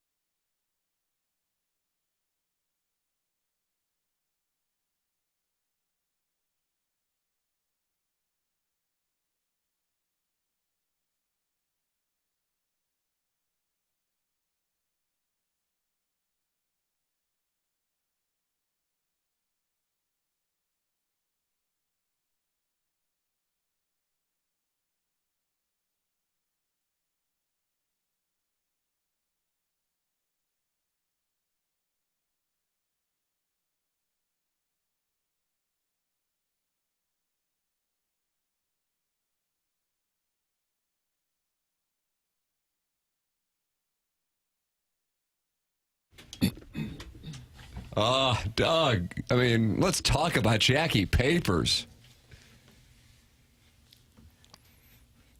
This is kind of my first dalliance into Poison. Is it? Look at the cover art of the album from, was that 86? I just don't know. Look what the cat dragged in and rank the attractiveness of the band members. Are those all gentlemen? Is that a glamour shot? Not one of them. It does look like it was done at Crestwood Mall. They kind of all look like Farrah Fawcett. Why would they do that to themselves? Talk Dirty to Me was 1986. That would have been that album. I Won't Forget You, same album. Doug, what a guitar riff. I Want Action, same album. Tim, I think Unskinny Bop came out a little later. Yeah. I think that was from the Open Up and Say Ah album. Am I right on that? I just don't know. That's also a wild album cover. Fresh and... Well, which guy do you find most attractive on that album cover? So on the Look What the Cat Dragged In, I'll go bottom right 1. You're really going to rank them? Right. Top right 2. Top left 3. Bottom left 4. So you kind of went in reverse. Yeah, it was fun. It was fun. Clockwise, right? Yeah, I guess. Yeah. So Counter, if you as they folks call at it. home are wondering, it's an album cover of Poison, and Jackson just rated the gentleman on the cover if you want to look it up later. Bottom right, all the way around. Glam metal, they called it? They did hair metal. Jackson is paying tribute to the band Poison today with his music theme. It's TMA 101 ESPN, the program presented to you by Brown and Crouppen. The 8 o'clock hour presented to you by Fisher Window and Door Store. Brad Thompson going to be on the Stiefel dossier here, 9:30, along with the Design Air Heating and Cooling email of the day. So Ali Marmol was in studio on Friday and with BK and Ferrario. And we've been getting texts that he was reading the text inbox, and it was, Doug, it was unfortunately problematic. Let's take a listen. STL, that's another place where you can go. All right, Ollie, I do want to ask you about the Let me just say something. This chat right here is way nicer than my social media. Yeah, I'll tell you that. Keep going. That's because they know you can see their numbers. We probably should have said that they weren't pulled up so that we could have showed you what it's truly like. That's not, or maybe they're just vile towards us, BK. The comments are much nicer than the names that you're seeing pop up. That is true. That's from TMA. You saw some of the TMA chat at spring training. Yeah. Yes, I did. Yeah, you saw how that can go. All right, so I do want to ask. Saw how that can go. Yeah, well, he did. I mean, he was told he was cute as a button Cute as when a he was button. looking at the YouTube Asked chat. about his favorite fry. Yeah. In that video, he's drinking the whatever watermelon drink he had Doug drink. Oh, yeah. Remember that? I think it's Coconut water. I think it's his product, and he's product placement. I think he's a owner of that product. How about it was that? pretty good. Good for them on having him in, and good for Ollie. Although somebody texted earlier, Ollie's making the media circuit, softening all you guys up. Like, is that Was that 6-1 hate again? That's what you just can't win. Earlier. You just can't win if you're a manager. You come in and it's transparent as humanly possible, and it's you're I softening think it's great that he does it, and a tip of the cap to the boys on BK and Ferrario for getting him to come in. That's a great thing for everybody. He told me he enjoyed it. Oh, you saw Ollie that afternoon? Yeah, said he enjoyed it. You were doing your 101 ESPN recap of interview segment. Yeah, I was down at the ballpark, not for TV, Doug, just because I like to go down sometimes to do a radio audit. Oh, hey, Miles, how'd it go today? What'd you think? Anything Jackson could work on? Ooh, yeah. Hey, Ollie, how are you? You enjoyed it? How was the parking? And sometimes Hubbard asked me, as part of onboarding is customer service. And I was also down there, and Yadi Molina was in the house. Tim, there was a buzz in the building. I will say, I might be in the mocking tone, but the players down there really do, like, holy crap, it's Molina. Yeah, there's a different amount of respect there. Before he appeared at the ballpark, Ali Marmol, as we made reference to, was in studio, and he was asked about that decision to invite him to be a part of the festivities on Friday and Saturday at Busch Stadium, and here is what he had to say. Man, you know it's real. I mean, social media is undefeated when it comes to that. But man, as a leader, I don't think you could approach or filter decisions based on your ego or self-esteem or lack thereof, if that's the case, right? Like, when I think about the situation, is it going to come with a ton of noise? The answer is yes. Am I fully aware of it? Yes. But it's pretty selfish if that's the filter for saying yes or no to that decision. You have to be comfortable enough with your abilities and what you're doing to surround yourself with people that are elite at what they do, man. If you think about my first year, Skip was my bench coach. I mean, he can easily take my job and do an incredible job at it. This guy is one of the best minds, baseball minds I've ever been around, and just leaders in general. Just the way he handles situations, it's incredible. Scalzo could do this job. Yadi could do it. AP could do it. That's irrelevant. At the end of the day, is it the right thing? And for our players, it's the right thing. For our fan base, it's the right thing. For our org, it's the right thing. I mean, this is an incredible, like, it's Cardinal legend, man. Like, if he is in St. Louis for 2 days and he's not in uniform in the dugout, I think that's a mistake. So yes, it's going to come with noise. I've been dealing with that since day one. I won't say it doesn't affect me. It affects me a lot less today than it did in 22. But the reality is, man, like, I'm comfortable with where I'm at and how I do my job and the staff and the players. And at the end of the day, like, if I'm not supposed to have this job, I won't. And if I'm supposed to, I will. And that's the way I approach it every day. So I'm going to do the right thing, and my dude's going to be in uniform for 2 days. There you go. I like that answer. Solid answer. Yeah, I didn't like when he said it's good for our org. I didn't. We heard the term org quite a bit when we were down at Jupiter. Mm-hmm. You can say organization. You got time. I know he had a game that day, so maybe he was trying to shorten some words. Speed it up a little bit. To bit. get there in time. Yeah. Yadi Molina did talk it over regarding his appearance this weekend. This is from his Friday pregame media session. To be back home, this is great. I mean, to watch the field and spend time with the players, the coaches, and obviously at night with the fans. I mean, it's going to be a great experience. Coming back to St. Louis, what kind of memories does it bring back? A lot of memories. 19 years here, we got some winning years. 2 World Series. I mean, this is the best town. I've been part of this, obviously. There's a lot of memories, good memories here. We got to go game by game. Obviously, we are in the position that we don't like right now. I mean, obviously, we had to play better baseball. But I think we there. I mean, we got the talent. I'm a fan of this team. I feel like we played the small game really good. We running the base really good. I mean, we need more. The pitcher need to be more stable. But yeah, I mean, anything can happen. It happened before. You know, we back a game back. I mean, that's nothing. So hopefully we start tonight. Yeah. Okay. Not giving up. No. I mean, you can't give up when you're 3.5 out of the playoff spot with 43 to play, I think. Yeah, I think Jackson dumped out a little early because then I think Yadi Molina said, remember, Martin, when Poison sang something to believe in. And I think he wants that to be kind of the mantra the rest of the way. Something to believe in. That's the theme song. Youngry kind of has fallen off, and now it's something to believe in. And that's going to be magical when the Cardinals take on the is it going to be the Astros are playing? Brett Michaels would probably come back. Yeah. He might be playing Pops. He could pop over. Too many lefties to play the Astros. Molina did say that he's still interested in coaching, managing big league level, but not yet. That his son, I believe, is a senior in high school, so it would still be. That pursuit is still going to be down the road. Son's a ball player, too. Not surprising him by ball player. They moved to Austin just for that. Yeah, he's going to UT Arlington. So, yes, he is not ready to do it. Speaking of the playoff race, only 7 teams are more than 6 games out of a playoff spot. Well, that's what they wanted. That's what Major League Baseball wanted. Keep as many in there as possible for as long as you can. Yeah, so if you can play 6 months of games every other night, the minimum. I think the Rockies are probably out of it. The Rockies are one of the Pirates, probably no. Nationals, sorry. That's correct. Those teams are out of it. White Sox, not going to happen. Not this year. Baltimore, you're only 15.5 out. Don't give up there.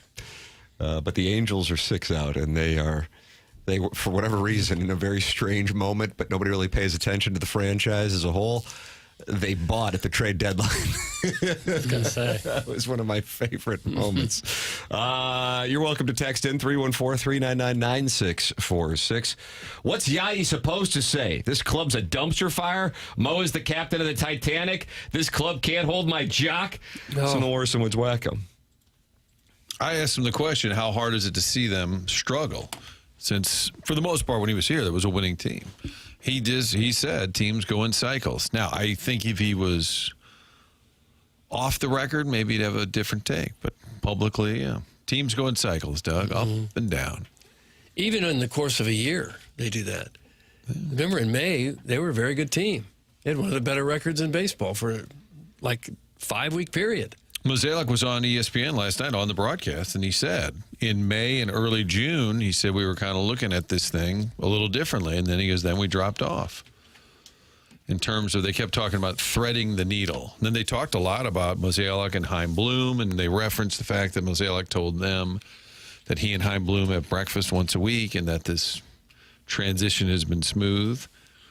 A lot of Mo time on the Aspen Sunday night game. I saw that. My 6th grade team at St. Aloysius is only 8 games out of a wild card. That's from Professor Roy Hinckley. Doug, you've seen St. Aloysius play. Are you surprised? Hang in there, then. If they can pick up a few wins on forfeits, because this is the very tail end of the vacation season when school's starting up this week or next. You gotta count on some forfeit wins where the other team just can't get 9 there, and that'll get you right back in it. Sharon and Clayton, who I thought was at war with the Worsen Woods Wacko, says, I completely agree, Wacko. Also, greetings from San Diego. Oh, darn it. Was in line for security in front of the GOAT leaving St. Louis yesterday. And yes, I mean Yadi. I wanted to wish him luck on his gig next year as Cardinal manager, but I know he can be a bit bristly, and his body language said, don't bother me. So I didn't. I was a little shocked to see him with the rest of us GP schlepping through the airport. Stars. They're just like us. Who knew? Doug, that's Sharon in Clayton, except she's in San Diego. Okay. Sick. It's always somewhere exotic. What is GP when you said the rest General of us? Public? Oh, okay. Gary Payton. Yeah, Glove. Okay. The rest of us schlepping to the airport. General Public saying tenderness, Tim? Is that around 1983? I think you might be right. I think you might be right. Well, I'm sure he could afford to get a private jet for a trip like that, but at some point, is it worth it? And maybe on a trip to San Diego, if there's a lot of GPers schlepping to the airport. But it's probably a bit of a hassle, too, to line all that up. Martin Steventime is not happy with you. He's been on Kwame and Voyukas the Fourth, Harrison's Brother Master. Feel like you have a Mount Rushmore? I think Steventime's on there. Yeah. Let's play a game. Drink every time Martin follows up that he also spoke to a St. Louis athlete anytime their name's mentioned during the show. No. That's from Steventime, who is not happy. Gosh. So Molina was not a relevant topic. Okay. Miles Michaelis on Friday, not a relevant topic. Fair enough. Guys, Sharon and Clayton is terrible. Thanks. That's from that little slut Tinsel. Doug, that is your Tinsel dog. would never have said anything like that. Okay, gaslight girl boss gatekeep. Sharon's husband sure pays a lot of money just to get her out of town as much as he can, doesn't he? That's from Arbor Day, who was not delighted to hear that Sharon is now in San Diego. Last week, I thought she was in Sanibel. Wasn't she, or am I off? I think so. I don't know. Tim, this will surprise you, but the 618 has chimed in. 618, Mo was pathetic on ESPN. He is not happy. That 618 is not happy. Can I ask the 618 a question? And then 618, call in. Well, call in, please. But I'm going to ask, what is the last sporting item that pleased you?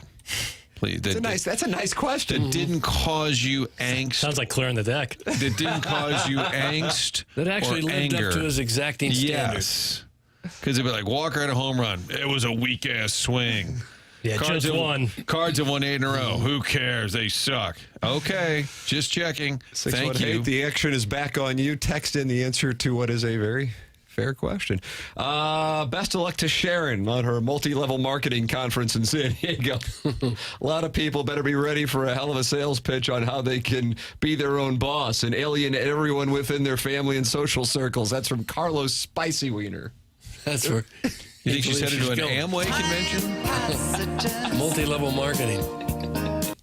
That used to be a bigger thing than it is now, right? You ever look at Facebook? A lot of people on there soliciting you for that? It's damn near all Facebook. Really? Is it Amway or things similar to that? Oh, I always saw really, flat tummy tea. It's uncomfortable. Yeah. It is uncomfortable. I don't know what to say outside of it's uncomfortable. Well, this will balance things out. Eric in the Central West End says Mo looked cute on ESPN last night in the booth. Doug? Okay, nice tan from Eric in the Central West End. All right. Martin, your guy, the 618, has answered. The last time he was happy, Cardinals 2011 World Championship and Blues 2019 Championship. Okay. Well, that's big of you. It's a bit of a dry spell. Wow. Since then. I guess that can only mean he knows more about sports than everybody else. He's only happy when you win the whole thing. Otherwise, he can find fault in things. That's not easy to do. To find ways to be unhappy, that takes a special talent.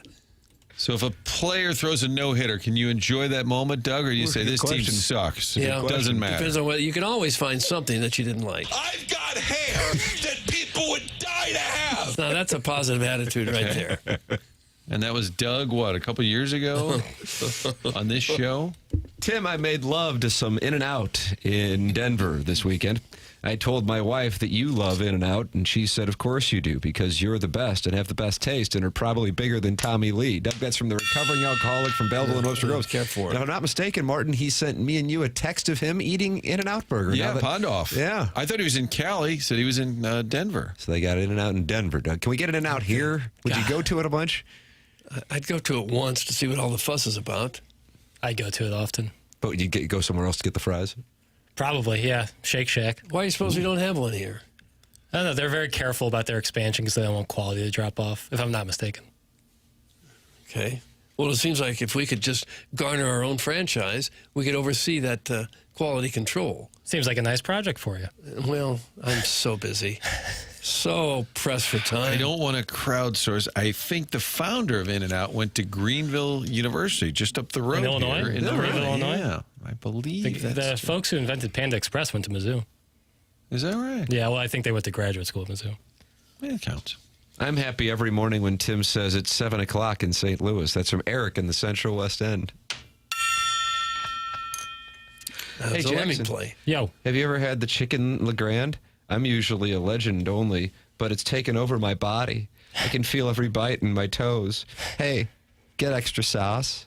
That's from Doug's Grease Missile. That's an odd thing to write into a radio show. I'm pretty much legend only. What's on the legend? It's like pastrami, turkey, ham, bacon, and then It's got some spices, which is nice. garlic cream cheese and the roasted red pepper sauce. And it's really just Let's you and me spectacular. go to LeGrand's this week, buddy. Whenever you want. Okay, done. Good call. Oh, it's my favorite sandwich in town, personally. It's there might be ones that folks would say, and I'd be like, yeah, it's really good, but that one's just as special to me. What's on the Edmonds? What's on it? Yeah, I see it every time I go there. I went to Legrand's with Edmonds, and I actually got to experience that exact impression that you probably didn't know really happened. Why is it called that? Stupid. I don't want one of those. Naked bodies. Email in the morning after and inside. I want to get Jimmy on, but he stopped doing media. Farming. He's busy days. He's a farmer. The program's called TMA, and it is presented by Brown & Crouppen on 101 ESPN, TMA STL YouTube channel.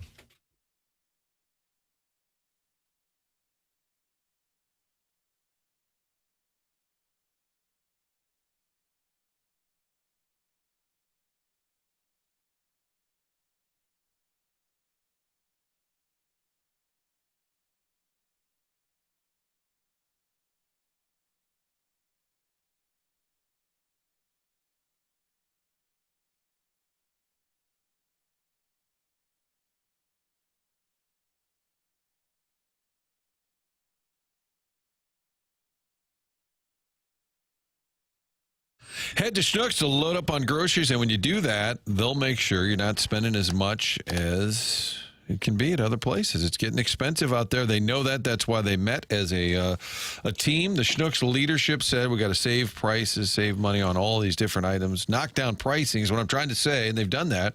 You've heard us talk about it. Over 2,000 items have been marked down. Those are not sales items. Those are permanent markdowns, and you can find out when you go through the store. There's also a digital shelf tag right there that tells you about other savings taking place inside the store. And if you get the Rewards app, you'll also get alerts, items that you often buy. If there's any additional savings available, use the Rewards app for curbside pickup, for home delivery. Schnucks delivers. That's something they've added in recent years, trying to make it more convenient for you, also trying to make it less expensive. That's what they're working on at your neighborhood Schnucks. I guarantee there's one nearby. So for all your grocery needs, it's everyday savings that you can count on at your neighborhood Schnucks.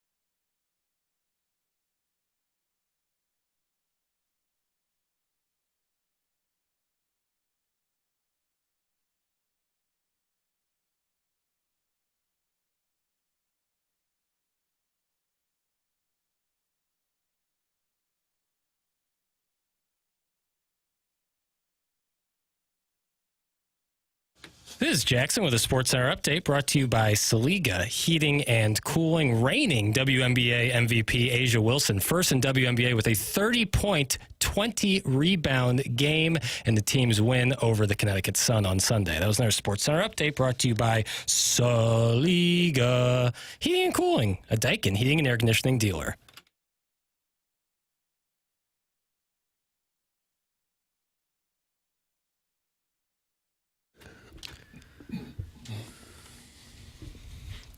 Doug Jackson's music theme here on Monday, August 11th, 2025, is the band Poison. And fun little segment we had earlier in the Fisher Window and Door story, 8 o'clock hour, where Jackson ranked the attractiveness of the gentlemen dressed up as ladies on the Open Up and Say Ah album. Although I think they looked better on the Look What the Cat Dragged In. No, this was the Look What the Cat Dragged In album. Yeah. Where did you rank the brunette Bobby Doll? Oh, come on. Number 2. The only brunette in the group, it looks I guess Bret Michaels is the cutest? Bret Michaels, if you're looking at the album, could you tell me? He's the main guy. Well, no, but he doesn't. Nobody looks. He always wears a beret or a bandana. I know modern day Bret Michaels, what he looks like, but this 1986 album cover would fool you. Certainly has fooled me. So you find yourself attracted to these gentlemen? Oh, You've been duped by trannies? I could see the vision, I guess, but not great. What were they going for? I guess gender blending, just being provocative. Okay, gets people going. Looks like they might be wearing red lipstick as well. Yeah, eyeliner, plenty of that. Yeah, some blush. You're right, Tim. The bandana is a staple. It's a staple. And then the other guy, there's a guy named Cece in there. Cece DeVille. Yeah, that was good show prep. Anybody catch the New York Yankees old-timers game? No, I missed it. Well, Mariano Rivera was out in center field. Ball hit his way. He fell and tore his Achilles. Oh, jeez. What was he doing in center field in the first place? It wasn't a save opportunity. Buster Olney said last night that for years, he said he covered the Yankees, Buster Olney, and when they would ask people who's the best center fielder, he said they would all say Mariano Rivera, because when he would shag, apparently he was a great outfielder. So here he had his big chance. And unfortunately, it was the slightest of moves. There's a New York Post video. The slightest of moves, and he is down. I'm watching it right now. Yeah, it's... yeah. Yeah, that's rough. 55 years old, Mariano. He got a major season-ending injury in 2013, shagging fly balls when he was with the Yankees. Yeah, tore his ACL. Probably won't do that again. Paul O'Neill was not happy with the calls during the old-timers game. Oh, God. These guys are really going for it. Did you see the picture of Johnny Damon? Yes. Looking a little Doug different. They have a side-by-side from the Yankees event from last year, and 2024 into 2025 has not been good on him. Oh. The Cardinals did that way back when, but I remember they don't that. do it now. Way back in like the 80s. For a fan base that just loves its players and the history, you'd think that would be a big selling point to bring that back. I agree. And the Brewers just recently had a alumni home run derby, and fans love that. I think it was either right before, I guess it was after the game. It makes the most sense. But they said Prince Fielder was still just launching them. Oh, I bet.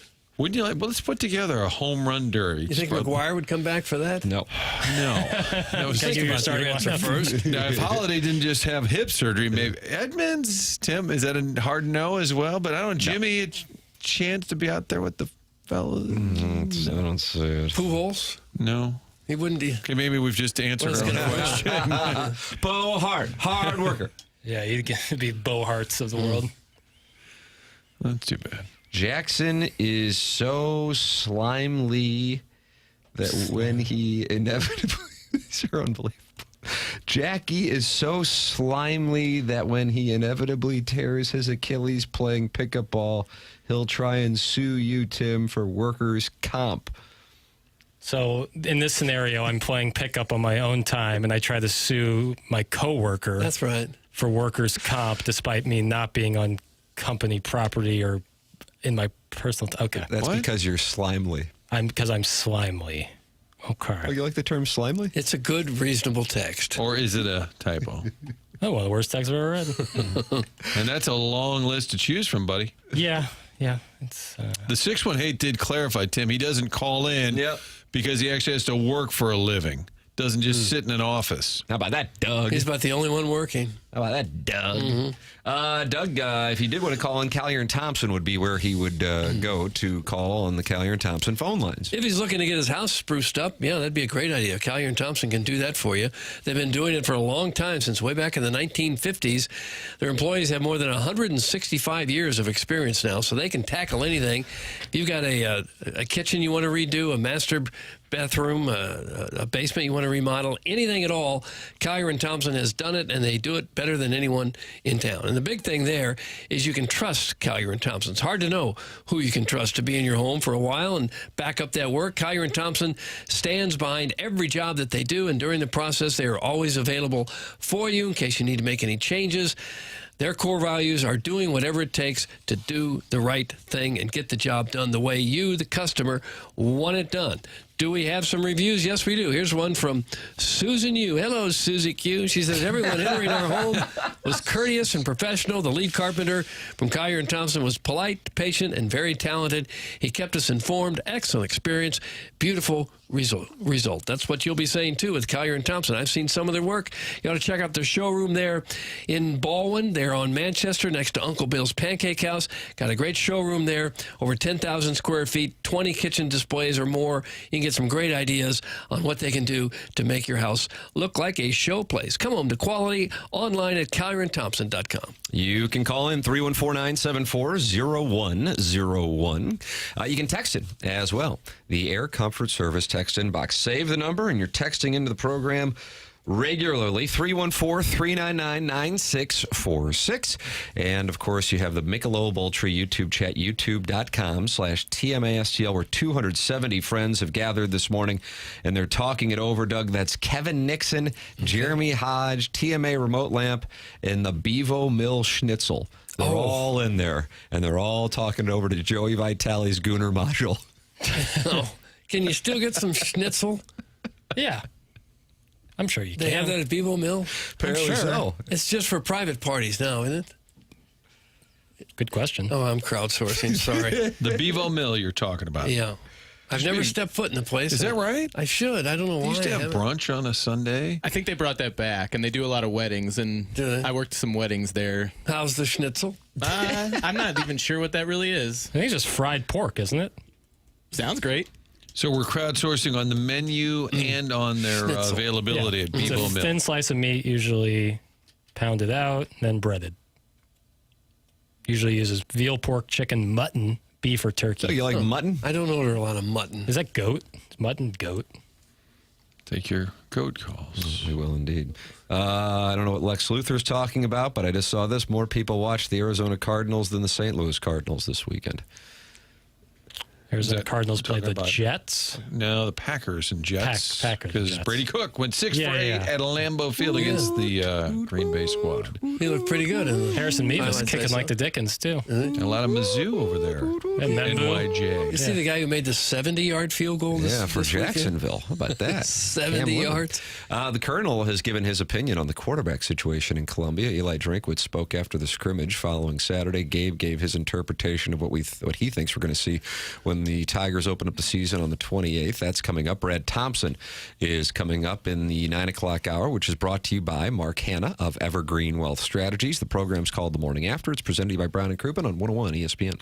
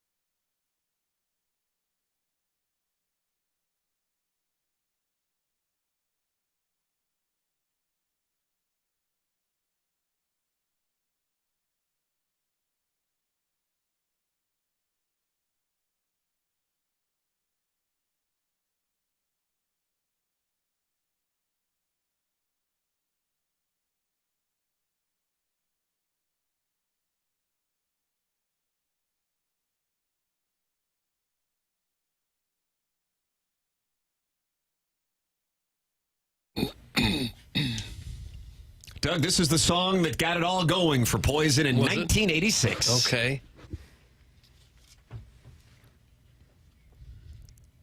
So good. And why are we celebrating them today? Because Jackson found himself attracted to the album cover for Look What the Cat Dragged In. For heaven's sakes. I wanted to share it with our audience. Okay. In the Marcan Evergreen Wealth Strategies 9 o'clock hour. Tim McKernan, Doug Vaughn, Martin Kilcoyne, Little Jackie Papers on the ones and twos. And Doug, look on your right. It's James Carlton here on TMA. Hello, James. Well, hello, Doug. Good morning, gentlemen. How are we doing? Well, we're excited because 2 weeks from Thursday, the season opens up in Columbia, Missouri, and the Tigers will fight so hard and so fine for you, James. I can't wait. You know, I went to Chicago this weekend for my daughter's birthday. I'm going to take it that the only person that possibly has been to the American Girl doll store out there is Martin. I have not. Okay, so zero of you, I guess, have been to the American Girl Dolls. So you guys are lucky. You get to avoid that experience. But we went out there, and everybody had headphones on in the car except for me, the driver. So I got to listen to about 10 hours of college football podcast, and maybe 3 minutes covered Mizzou. Oh, no. Disrespect. They are not high on Mizzou nationally. STP. So I got to hear a lot about that. Got to hear some fine bomb callers, which is always interesting. Have you guys had a chance to watch the Any Given Saturday yet? On Netflix? I have not. I'm looking forward to watching it, but I didn't realize until Jackson read it last week that like 5 schools didn't participate. Sure. Yeah, it's definitely focused on South Carolina, LSU, some Florida, Vanderbilt. I really enjoy it because Missouri is not in. They have a highlight against Vanderbilt. Nice. Yeah, so that was nice. I saw a little bit of it. I really enjoyed it. So yeah, it's pretty good. If you guys had to guess my power rankings of most disliked coaches in the SEC, top 3, Doug, give it to me. Beamer? He's in there. Yeah. Okay. Jackson he's in there. Heupel. Did you say Heupel? So I said Heupel. Yeah. So we got Beamer and Heupel. You said in there on both, but I feel like we haven't nailed number 1 Kelly? yet. Yes. Oh, yeah. That's obvious. What do you call him? A southern gentleman, a little southern gentleman, a debutante. Okay. Even though he's from I will tell you that show humanizes those gentlemen very well, particularly Beamer. And I'm Jackson, you're going to become a Beamer guy. I'm softening up. What about when he sang Fantasia? That's in there a little bit. Yes, that's in there a little bit. The whole team did, actually. When I see, was that 2007 Fantasia's When I See You? I don't know the years, Tim. James, the Colonel, wrote this morning on PowerMizzou.com that he puts it 60-40 that the quarterback will be Bo Perbula. However, he thinks that while Eli Drinkwitz might know who his starter is right now, even after the scrimmage on Saturday, in which he said nobody really separated themselves from the other, but both played well, that he does not know if there would be a real competitive advantage to announcing it before the Central Arkansas game because it's Central Arkansas. He said, now, if it were Kansas, it might be a different situation. And so he could see them going into the Central Arkansas game not announcing a starter. How about that?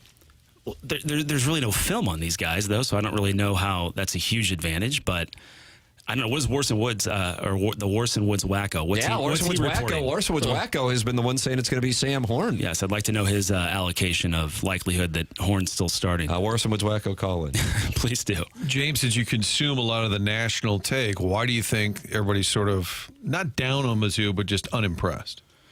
They're an afterthought. No, they're just an afterthought. But they always are. They always seem to be. And the thing is, when the handful of times when they do have a chance to grab the stage against a blue blood, when the blue blood is good, when have they actually been able to pull it off? Right.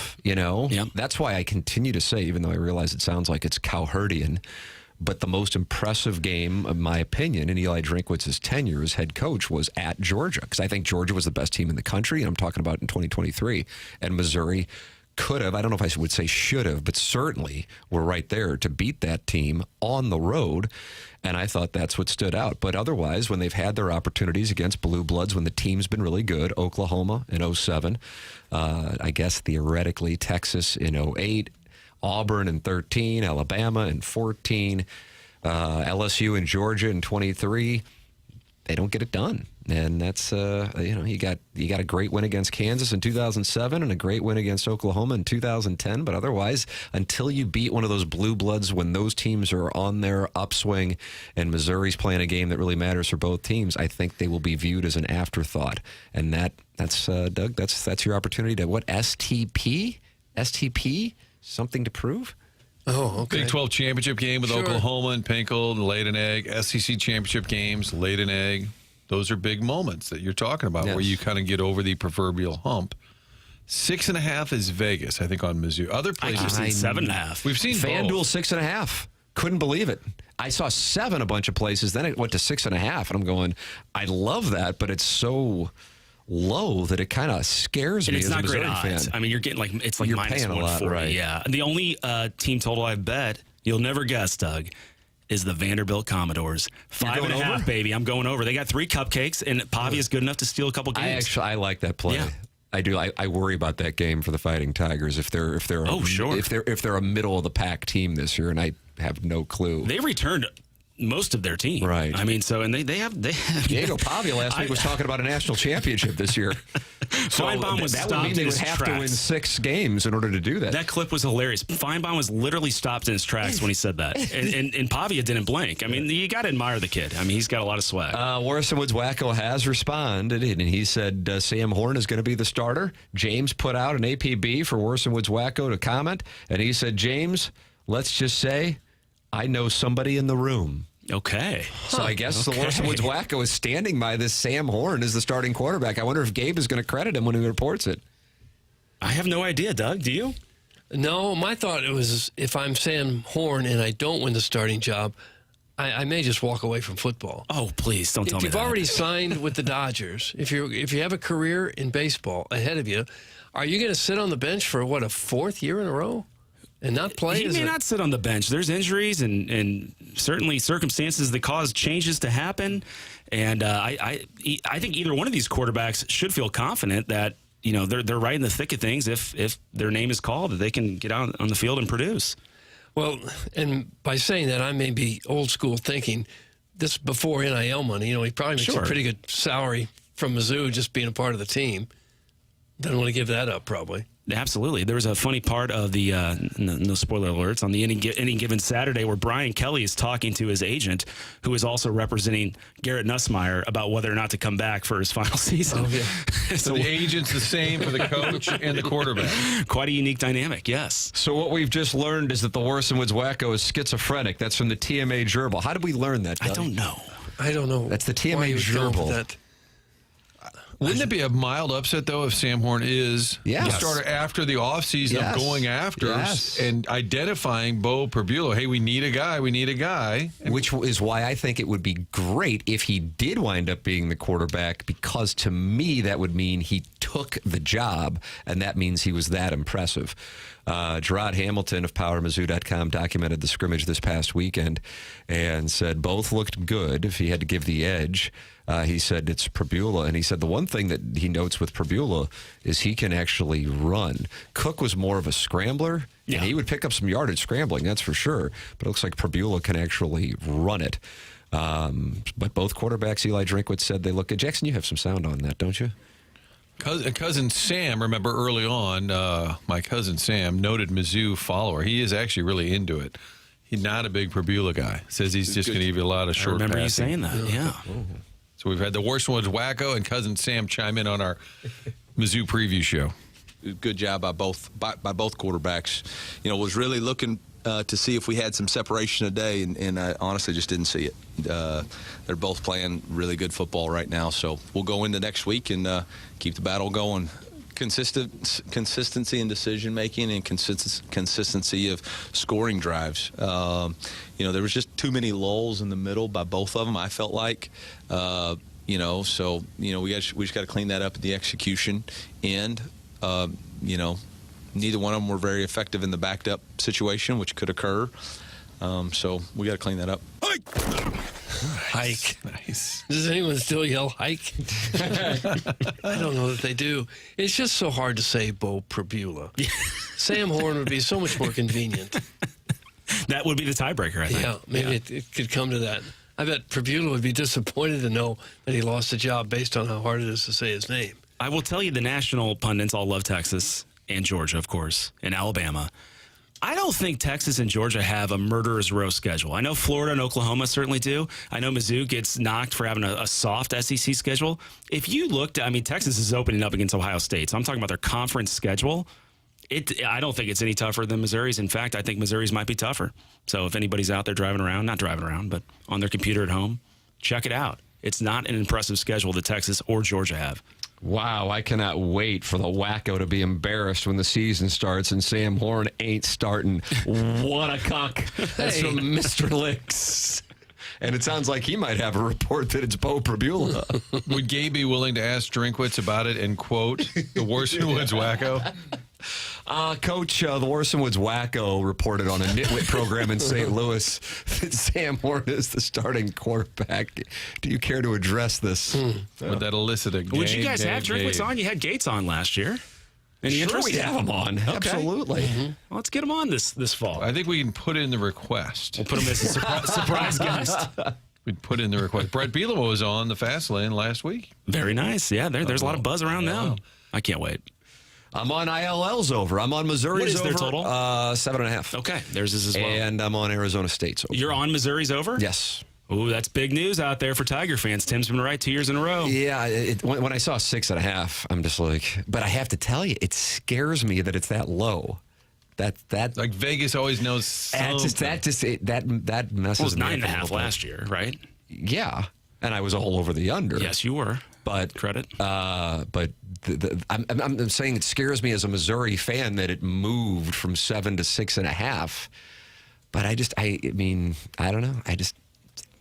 Who knows? I mean, they went 3-1 in coin flip games last year. That South Carolina game is, I think, the tone setter for the season. Yeah, absolutely. I mean, now operating on the premise, beat Kansas. Yeah, we're on a 7-point favorite against Kansas. That you want to talk about a tone setter? You lose that thing. Oh, sweet mother wouldn't of see it the mercy, following Doug. Monday. Oh my! You would sit that out? I think I might. I'm on a shuttle bus for that game. Going to and from. And you're giving me your parking pass. Yes, what a gentleman. Doug, this guy's sporting. And there are some Jayhawks on this bus. If Mizzou wasn't victorious in that game, I can't get on that bus to return. What would I you wouldn't do? be able to Just walk home with your head hanging? Thumb it? I think you can get an Uber. I don't know what the cost would be. Oh, my gosh. But I'd be so despondent, it wouldn't matter. Who's letting them Jayhawks on your bus? Yeah, it's all inclusive, equity and all that stuff. But no, I can't. That game is going to be an absolute, what do we call it, Pony? Pony show. 2:30 p.m. I got 2 nights in Columbia at the Columbia Ritz-Carlton. Pony show. Yes. Oh, I've already got a VIP table at Club Vogue. Unbelievable, Doug. Unbelievable, the Pony. Come on down. Is it really?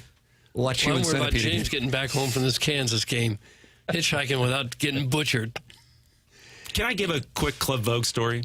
Doug, would you like a Club Vogue story from our sponsor? I think this is appropriate. All right, sure. We had a work conference in Columbia one year, and we went to the Thirsty Turtle, which is right next door to Club Vogue. And the owner of Club Vogue's there, and he's like, "Hey, here's some free passes. Come check us out next door." And we didn't want to be rude. So me and my friend on a Monday night, Martin, went next door to Club Vogue. What is Club Vogue now? Club Vogue is a gentleman's club. Oh, That's yes. right. Okay. And when you go there, you have the fantasy that it's students from the University of Missouri who are just getting some work in. And instead it's kind of like me townies? with wedges. and instead it's townies. And so there's nobody else in this place. It's a Monday night. And so myself and my friend sit down and have a juice bar, whatever they were offering at the time. And he gets escorted to have a one-on-one, whatever you call it, right? And so I'm sitting there by myself at this point. Only person in the place. Feeling good about yourself? 15 people that were at that work conference walk in. And they see me sitting by myself. That's outstanding. Oh my God. I'm like, guys, I promise I'm not here by myself. I've been here 10 minutes ago. I mean, my God, that was embarrassing. That was hilarious. I usually share my embarrassing stories on here. Yeah, you do. That's kind of therapeutic. I noticed. Alan Dadeville is not happy with you, James. As you might recall, if you are a longtime listener, I know you are. He's a Georgia fan, and he says Tennessee and Auburn on the road, Florida and Jacksonville, and home games with Bama, Texas, and Ole Miss. What would be an impressive schedule then? That's Alan Dadeville. All I was saying is it's not much tougher than Mizzou's. Ole Miss is like, what, preseason picked right around where Mizzou's at. Tennessee's not much higher than them. They don't even have a quarterback named yet. In Florida, I know Florida.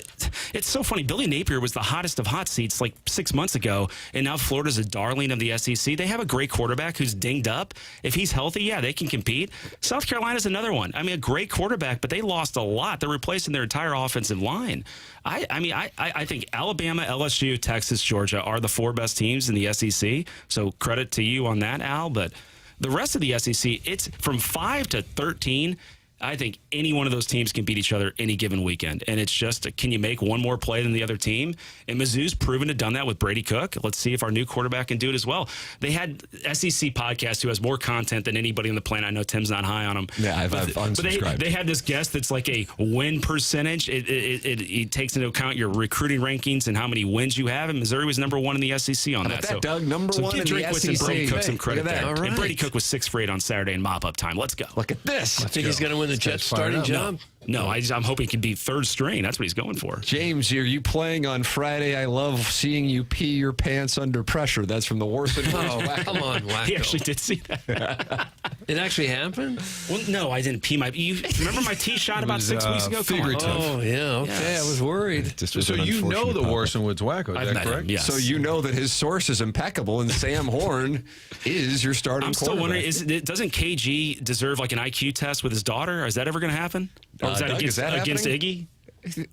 I was all hyped up for that. Gluten-free perk, I think, was involved somehow. Yeah, we could never get him together. Not for a lack of effort from our esteemed colleague over here. Yeah, that's he was out there on boots on the ground trying to get it done. But knowing WWW, do you think there's a chance that he has some intel? Yeah, I actually kind of do. Okay. I'm just curious on that. Ruin me. Kind of do. And but Gabe does as well, and Gabe says 60-40, and maybe I think he was quoted as 60-40 on Prbula. But he was saying he might even go higher than that this morning in the 10 Thoughts. So Gabe would be surprised if anybody not Bo was named the starting quarterback. But he also thinks that both quarterbacks, if all things go well against Central Arkansas, are getting meaningful snaps. Yes. Remember in 2023, Sam Horn got the second half to hand off. Because that's not going to give us any insight on what kind of ability he has. And so hopefully they both. I could totally see Drinkwitz in that first game saying, well, we're going to play them both, and we're getting close to a decision, just to kind of mess with Kansas, as if I don't know that really does anything, but that's how coaches think. Sure. I could see him doing that. Hey, James, don't feel bad about your story about Club Vogue. Do you remember when Libby Papers was dancing with himself at Tin Roof? That's some big time. Jackson has said over and over again that's a false story. And he can't even respond. Yeah, he didn't have a microphone. James, always good to talk it over with you. Take care. There he is. That's James Carlton. Carlton State Farm Insurance Agency is my insurance agent. He has been since 2019. 4 to 25. 5-star reviews for James and his team. When you Google him, it's carltoninsurance.net. Take 30 seconds and call 314-961-4800, and it could be worth thousands of dollars in savings to you. I am so happy I made the switch. You make the switch to James Carlton of the Carlton State Farm Insurance Agency. Brad Thompson joining us next here on TMA 101 ESPN.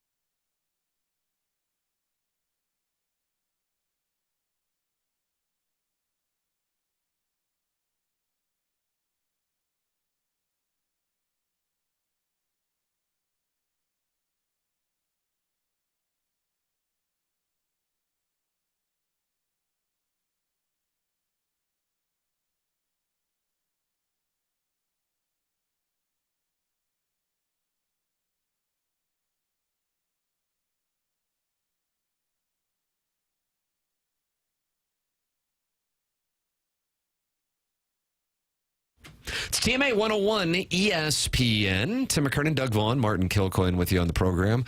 Jackson Burkett, DBA Movie Boy on the ones and twos. We'll have the Design Air Heating and Cooling email of the day coming your way at about 10:45. So send yours in the morning after at InsideSTL.com. Brad Thompson going to join us on the Collier and Thompson phone lines in this segment. Martin, you know something about Design Air? I love the fact that Doug Vaughn on a Sunday had a little issue with his cooling system, and he said, I'm going to get right on it. And where did he turn? Of course, Design Air, and they got it fixed, back up and running. That's the story we've been telling you for decades. If you have any issues, you go right to designairservice.com. That's the website to set up your appointment. Even if the air conditioning units are working properly, but you can tell it might need a little tune-up. Sometimes it's when you set the number there, you go for about a 68, and the room just doesn't get that cool. Something might be just a tick off. Have the pros come out.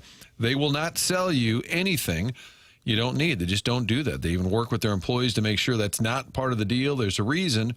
It's a fourth generation. Seth Goldcamp and his team making sure you're comfortable year-round inside your home. Longest-running sponsor of TMA for all your heating, cooling needs year-round. It's designairservice.com. There it is, longest-running sponsor on TMA. It is our pleasure to welcome to the program Brad Thompson. Morning, Brad. Good morning, gentlemen. By the way, I'm not getting paid by Design Air, but I will tell you that they have saved me as well over the years. Holiday weekend. So, yeah, look, Design Air is legit. And checks in the mail, I'm sure. Look at that. Seth is sending a check. Amazing company. They're the best. I like that. They really are. Yes. How are you guys doing? We're wonderful. And a lot of people are reignited with the hope, albeit, certainly still going to be difficult to make it happen. But at least maybe there's something to pay attention to with the Cardinals taking 2 or 3 from the Dodgers and 2 or 3 from the Cubs and 3.5 back of the wild card. That this thing might not be over. What are your thoughts after the weekend? Look, we talked about it last week. You have basically top to bottom, a very young group, and especially with Arenado currently on the IL, you have guys that need to prove something, not only for this year, but fighting for jobs for next year. I don't see this being a group that is going to pack it in no matter what happens, no matter where they're at in the standings. And for a fan base, that should be exciting. Like, you got guys that are clawing for positions, that are fighting for at-bats, fighting for innings, fighting for roles.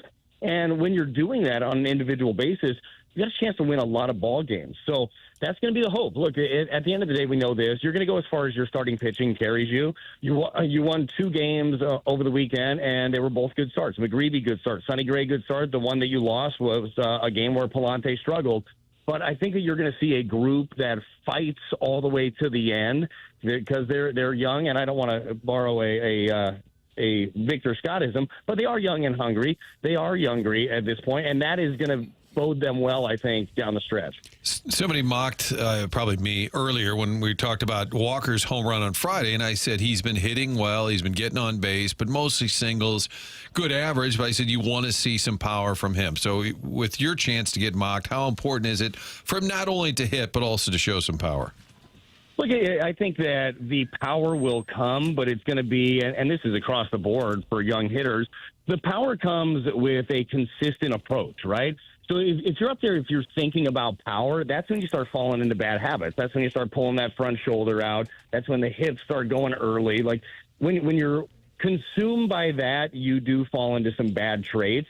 So once you start hitting for average, once you're recognizing pitches, once you realize what the pitcher is doing to you, I do think that power continues to come, and we're starting to get a chance to see that right now. So it's just all of those good habits that he's been working on are now starting to come to fruition. It's fun to see. Again, man, this is such a young group. I did an event a couple of days ago. It was just a Q&A, and I got to interview David Eckstein, which we know you want to talk about somebody who got the most out of their skill set, right, and their physical abilities. So we were talking about the prime age of a hitter. We forget this is oftentimes 27 to 32. Like, we don't have too many hitters in their prime. We got a lot of young guys that really have not figured out who exactly they are yet. And we grow impatient as a fan base. I think we grow impatient, honestly, as organizations, where if a kid doesn't make it by 23, 24, 25, they give up and go on to the next guy that's not making a lot of money. But patience is going to be key for a lot of these young hitters. including a guy like Nolan Gorman, who had the big game-winning hit last night. I suppose the next year or so is going to be big for him, too, as the Cardinals try to decide, is this the guy that's going to be an everyday player, or have we seen enough of him to know that maybe he's not?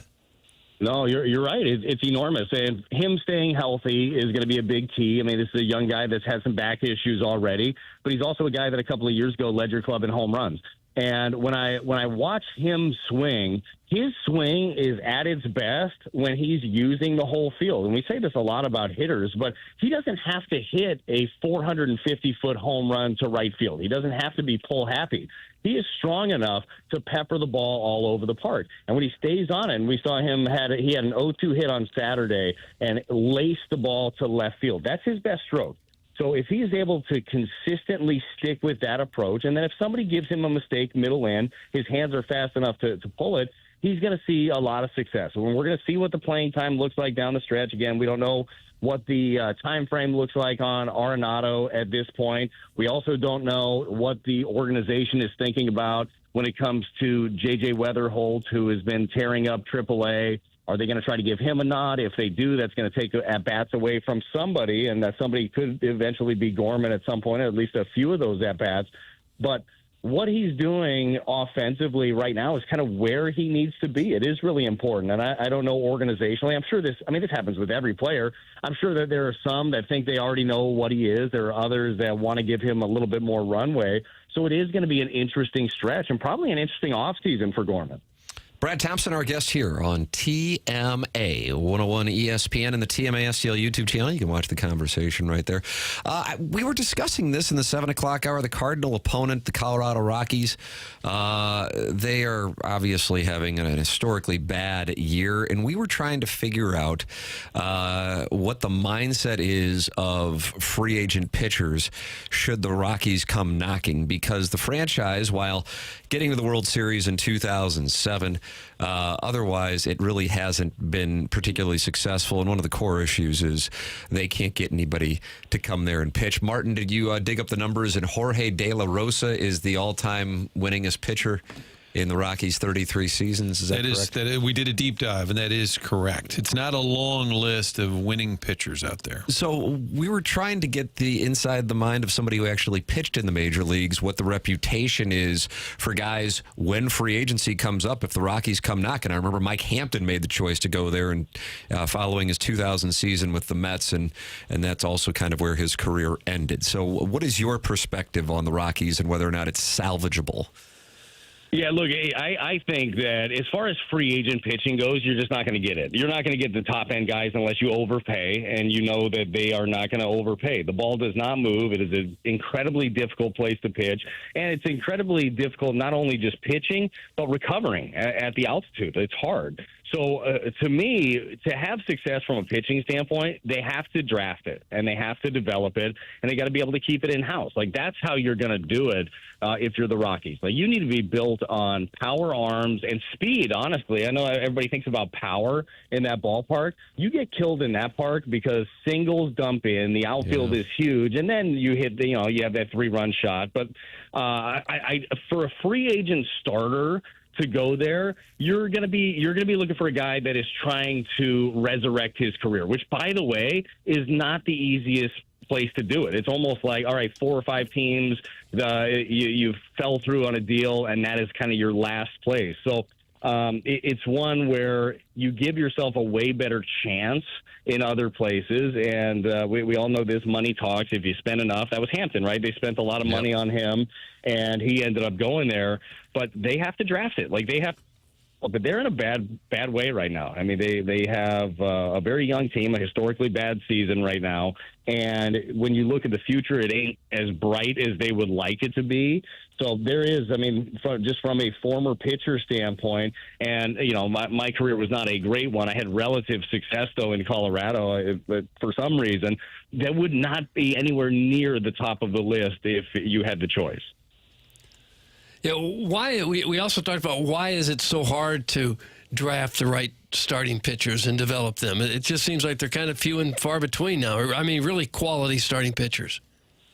Yeah, well, I think that you have to have the right mix, right? You have to draft stuff. Like, stuff is a real thing as much as we hate it. Like, I love watching pitchers. I like watching guys that can manipulate the baseball, put it where they want to, have different pitches that they can throw for strikes. Got to be able to give both, right? So you're going out and you need to draft the talents, and then you have to have people in the organization that can mold them. I think that this happens across all organizations, especially with high picks, is that you're afraid to mess with somebody that you just gave a signing bonus of like $8 million to, and you just kind of let them do their thing. And these guys, because of their talent, because of their stuff, they roll through the minor leagues because they can just outstuff people. Then they get to the big leagues, and then there's a learning curve.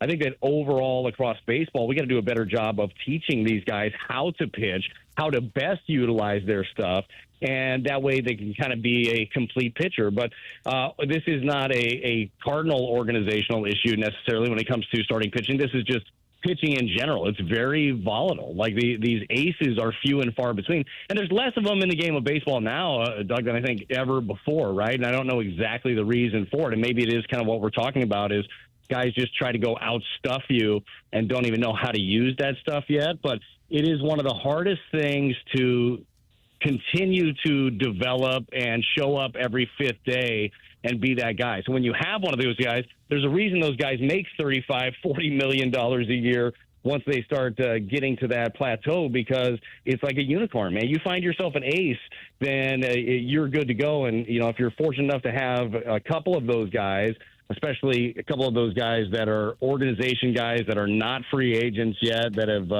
that are helping you out, you're in good shape. They've gotten away from the September call-ups, or they've changed the rules. It used to be like 20 guys just sitting on the bench. But do you think there's value, whether it's a Quinn Matthews a month from now or J.J. Weatherholt, who's been producing at a high level, do you think there's value in them getting up here, getting a little bit of a look before we start thinking about next season? Two guys who could very well be in the big league mix next year?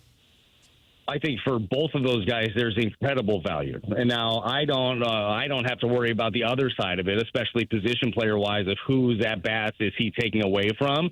Because if Weatherholt is here, he's got to play, right? You're going to have that young man getting as many at bats as he possibly can. But yes, we saw it a couple of years ago, right? Mason Wynn came up and he looked overmatched offensively, right? Like, it was the end of the season and he just looked like, okay, this guy can pick it at the big league level, but who knows if he's going to be able to hit. Well, he learned from that. He learned what pitchers were doing to him. He learned the plan of attack against him. He learned what adjustments that he needed to make. And then going into the next spring training, he worked on all these things. And he had that mindset. He already kind of knew what it was going to look like. I think it's incredibly important if you could do that. If it's Quinn Matthews, and even if he pitches out of the bullpen for a little bit down the stretch, like just getting major league reps, knowing what it's like facing big league hitters in big league stadiums for guys that you think are going to be part of your future as early as next year, I think it's really important to get those reps in if you can. Brad Dahl, it's always nice to receive compliments, and certainly, as you know from your years hosting here on 101 ESPN, the text inbox is always full of them. This one comes from Chairman Stephen Wildwood. Brad hosted the Q&A with David Eckstein, and Brad looks so cute. Huh. Oh, thank you. And you know what? That means a lot sitting next to David Eckstein, who is adorable. For heaven's sake. What's wrong with that, Doug? He's a World Series MVP. Of course he's adorable. We usually talk about ball players. My gosh. Oh, he is adorable. You just want to give him a big hug. So, yeah, tell him thank you very much. There you go, Stephen Wildwood. By the way, speaking of the text line, how's the 6-1 hate doing? Still positive? I can't imagine you had the opportunity to listen to Friday's presentation, but we were having Miles Michaelis on the program in the 10 o'clock hour. He's doing his thing for Wainwright's Big League Impact. He comes on, obviously coming off of a rough start in Los Angeles, and the 6-1 hate, ya boy, said, I can't wait to listen to you guys get on your knees for Michaelis, get out the knee pads. And I said, you know what, 6-1 hate, I'm going to allow you to ask whatever questions you want of the Cardinal starter, and I will read them no matter how hateful they are. And he asked the question, and I read it to Miles Michaelis, how does it feel to know that you are keeping a young player from playing Major League Baseball by occupying a spot? And to Michaelis's credit, he answered the question. Great answer. And the audience wound up falling in love with Miles Michaelis because of the 6-1 hates question. How about that, Brad? I love that so much. Look, we can turn negativity around. That's okay? what we do. You're not every. Yes, that's what you guys are all about. Our world is full of it. Okay, you're not going to be able to stop it. The 6-1 hate, obviously passionate. Probably texting in right now. I'm sure that he's probably not a friend, but probably a coworker is telling him if he's not listening. Doubt there's that many friends. But I think that is a beautiful way to attack it. Right? Let somebody else. Miles Michaelis, as you guys. I mean, you guys know Miles really well. He's a great leader. He's a great teammate. I'm sure he handled it perfectly, and I love that. And I also, just for the 6-1 hate, I love you too. You're gosh, Doug, look what's going on here. It's a love fest. Your career, you kind of missed the social media stuff, didn't you? I mean, you didn't really have to face too much hate at times, did you? Oh, no. Just verbally. People did it like, real grown-ups back in the day. I still remember walking around the Galleria Mall one time after an outing. I think I gave up a home run. Might have been Hanley Ramirez, lost the game. And I had a lady come up to me. She obviously recognized me. She goes, you were really bad last night. I go, all right, well, thank you.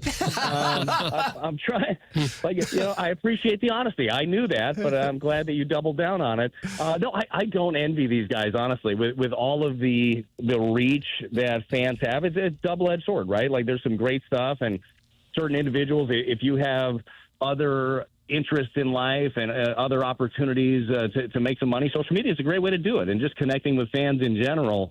But you better have some thick skin nowadays because everybody's got to reach. Well, I would imagine the majority of guys, especially the guys who have made a lot of money, can kind of go, yeah, I'm good on that. They might have an account, but they're probably not looking at it all that often. Outside of the Rockies, you get a chance to see the Yankees come to town this weekend. Boy, both teams in New York. Whew. I bet New York Sports Talk Radio right now, you combine with the anger over the Giants and the Jets and the recent debacle that is the Mets' 7-game losing streak and the Yankees and Aaron Boone catching heat. What are your thoughts on the Yankees who you're going to get to see this weekend here in St. Louis? Well, first of all, I mean, you guys know this. The Yankees have a draw anyhow. So regardless of how they're playing, I got a feeling this weekend's going to have a buzz here at Busch Stadium. So that part of it is always fun. But you're right. That is a different beast. We are a very mild media market. Like Cardinals, the players, they have it pretty good, right? In New York, they will lay you out there. And I'm sure that each and every one of those guys on that roster, and obviously Booney, to your point, has been wearing it here as of late. But it's a great opportunity. Look, right now for the Cardinals, you guys know this, it really doesn't matter who they play. It's what they do. If they're doing their little things right, if the starting pitching is making their pitches, if your defense making your plays, you got a chance.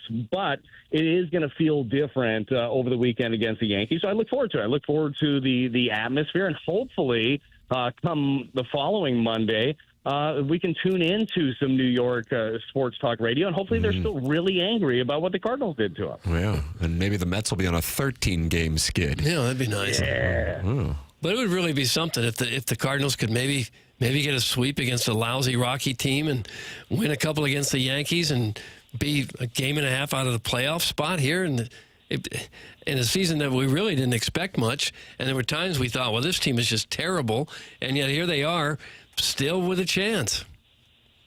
That's what you root for, right? And that's what you want. And obviously, the expectations outside of the building far different than the ones internally, right? With the team, we've talked about this a lot. Regardless of what everybody thought that the Cardinals were going to be coming into this season, they believe that they can win, and it doesn't matter who they have, what trades they made, who came in, who left.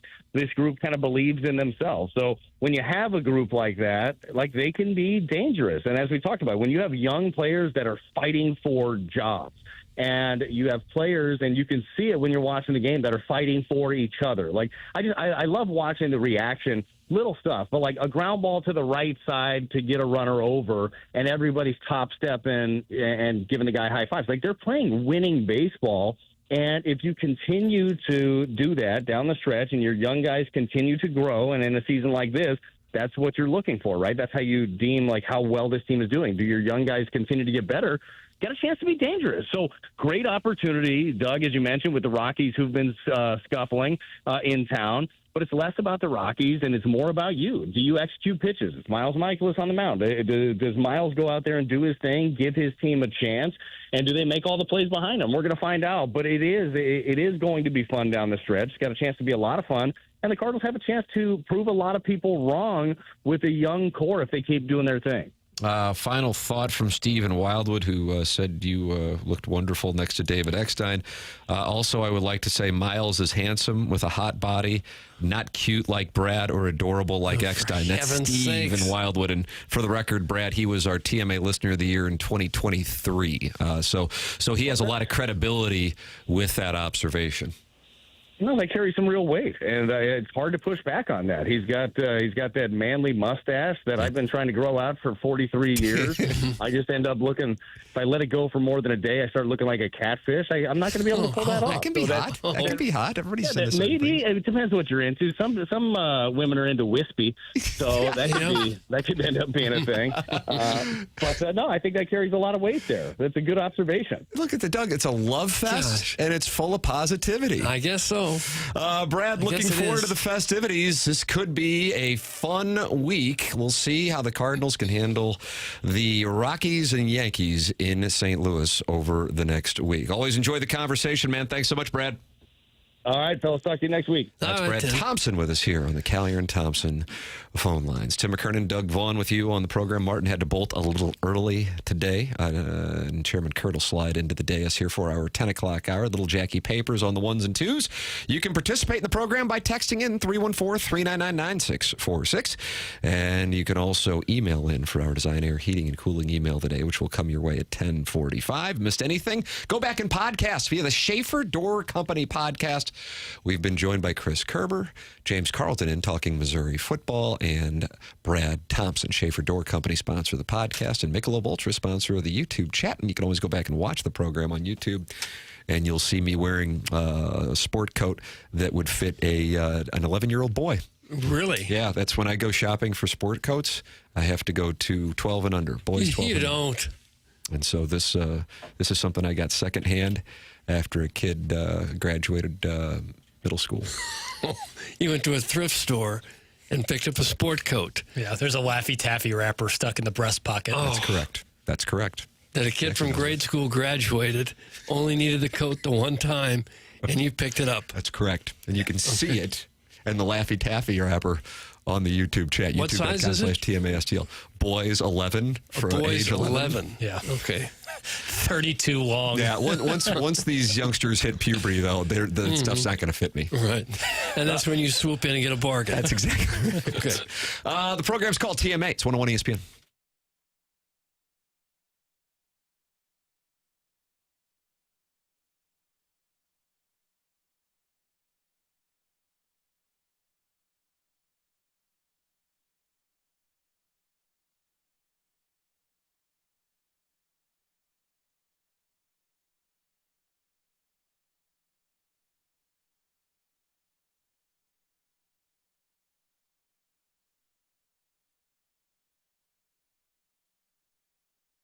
September and October tend to be the best weather we get in the St. Louis area. Enjoy it outside by working with Aesthetic Design and Build. They've been building high-quality, custom decks and outdoor living spaces now for over 30 years. Dan and his team have a showroom in Chesterfield Valley, and they walk me through all the different types of custom work that they are capable of doing, from a full-on custom deck to adding on a pergola, or even looking to shade your covered patio with retractable screens. It's Aesthetic Design and Build online at aestheticdesignandbuild.com. Check out that showroom and let their expert team walk you through all the different outdoor solutions that they offer. They offer custom deck design, opening and closing pergolas and roof motorized shade and screens, and under deck ceilings. It's Aesthetic Design and Build. Outdoor living spaces expertly designed, online at aestheticdesignandbuild.com. Let them know I sent you their way at aestheticdesignandbuild.com.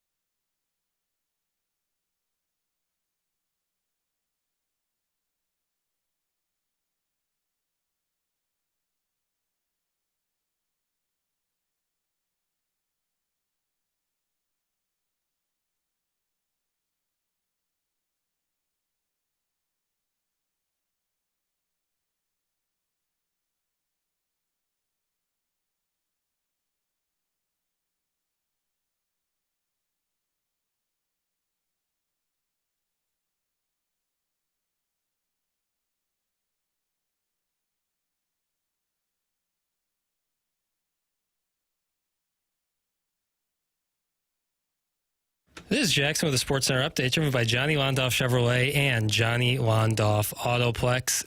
Mariners catcher Cal Raleigh hit his major league leading 45th home run in a 4-run first inning for the Mariners in their 6-3 win over the Tampa Bay Rays. Raleigh joins Ken Griffey Jr. as the only Mariners player to hit 45 home runs in the season. Griffey did it 5 times. That was another Sports Center update driven by Johnny Londoff Chevrolet and Johnny Londoff Autoplex. See them at Londoff.com. Chevy, together we drive. You kidding me?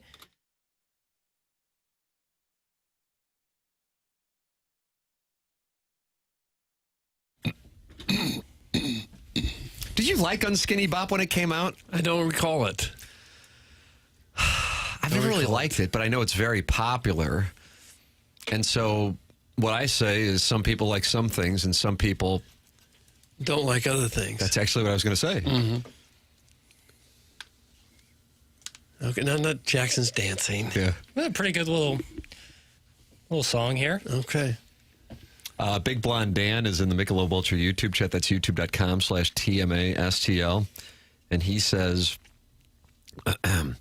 boy, do I love it when Timmy wears a sport coat. Sharp-dressed man boy, winky face. Oh. Also, I love it when Doug takes his off. You have a sport coat and you took it off? Well, I took it off to come to work today, yeah. So you were wearing it to bed, then you took it off to come to work? Yeah, I have a little suit of clothes I wear to bed. I always dress erotically. Right, how about that? I didn't have that drop, right? Who knows? I have a whole bunch of sport coats that I never wear anymore. I needed them for TV for years. Now I got a whole closet full I never, ever wear. Could you bring one? I'm in need of a sport coat. I have a suit jacket. I don't have a sport coat. Like what color? Really? Yeah, no sport jacket. What color? Whatever you got. Okay. Not picky. Just anything, huh? Well, preferably not navy. I have a navy suit jacket. Oh, with gold buttons, like you're going to the pledge picture. No, it's my navy suit jacket is just like a pretty standard navy suit jacket. Navy with gold buttons. While classic, I don't think is for me. Goes with anything, though. Sure, no doubt. Hunchback of Von Castle's not happy. Why is Jackson dressed like a bum today? So show some pride at work, buddy. It's a Hunchback of Von Castle. These are nice chinos. I'm wearing nice pant. White T-shirt. Nothing wrong with this. Is my A T-shirt, if we're being honest with you. It's your A T-shirt, Doug. Do you grade your T-shirt? I don't. I did a load of laundry, and this is always my Ace, my Sunny Gray, and I threw it on in the ball cap. What do people want from me? Like, what do they want? You do Movie Boy. I do Movie Boy. I'm not. Do you find Movie Boy's taking up a lot of your time? Yes, but I love it. That's what I sensed. Yes, but I love it. That's what I sensed. Yeah, and if we're in a cave. Well, it takes up a lot of my time, but I thoroughly enjoy producing it and doing it all, so I have no problem with it. And it was my choice, so I don't complain about it. But I usually wear like athletic shorts, and I'm in actual pants today. I thought I was doing okay. And then to hear this criticism, it really hurts. stings. I guess the shirt could be a little more ironed. I don't know. And nothing I can do to win. No. All I know is you were dialed in on Friday night for the Cardinals and Cubs. But then Saturday and Sunday didn't know anything about it. Well, Saturday, I felt that was Palante start. Cubs just got, shut out yet last night.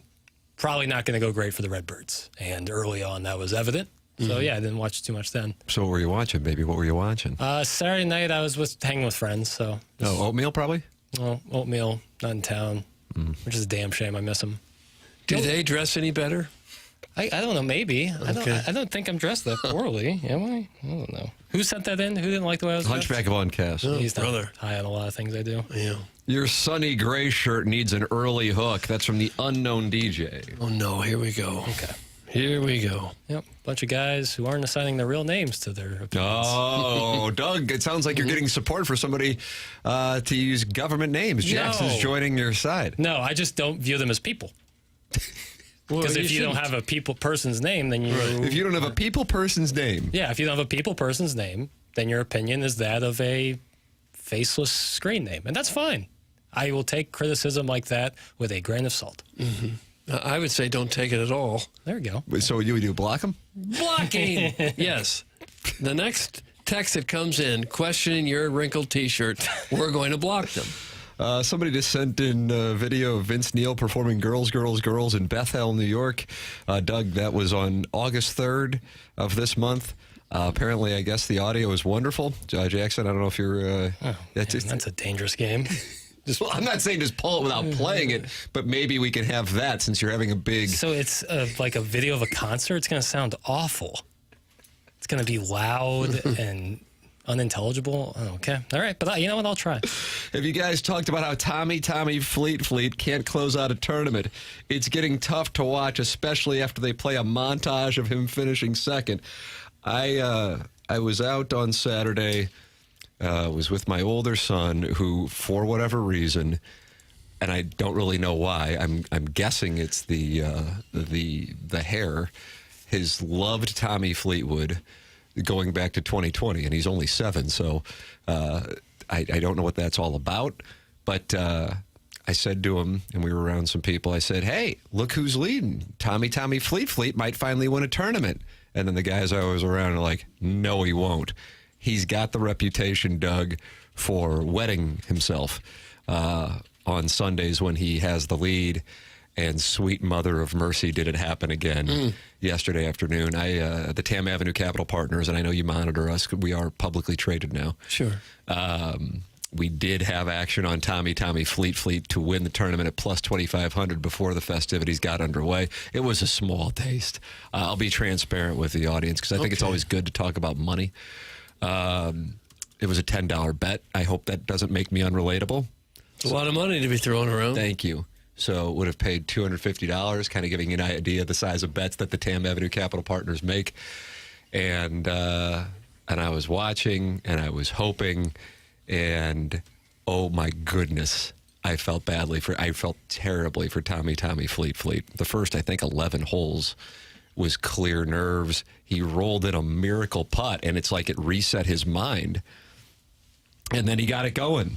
And then he had a par 5, 16 with players chasing him, including Justin Rose, J.J. Spawn, and Scotty Scheffler, and a par 5 that I think he had a driver 8-iron into, or maybe 7-iron. And he blew it over the green, and then with his chip coming back, he rolled it off the green, and that was something that everybody was either birdieing or eagling, and then he blew it on 17, and then it went to a playoff, and he didn't even get to the playoff. It was a J.J. Spawn U.S. Open winner. Justin Rose lost to Rory McIlroy in a playoff earlier in the year, and he mounted a Sunday charge and becomes the oldest player to ever win a signature event on the PGA Tour. See, Fleetwood shot a 69, so he didn't have a horrible day. He just didn't make the shots when he needed them. Yeah, he just gets, I think he gets tight, and it sucks to see. It's kind of, Jackson's shaking his head. Are you shaking your head because of Fleetwood, or are you shaking your head because of the text you're reading? Text. Please continue on. Are they still on the T-shirt, or they're off to Fleetwood now? People are awful. T-shirt. It's the general. Here's what I would tell you. If you found it very difficult to watch Ricky Ankiel when he was having troubles on the mound, maybe you saw little Steve Sachs way back when, or Chuck Knobloch. Who else had issues? Doug Mackey Sasser throwing it. Yeah.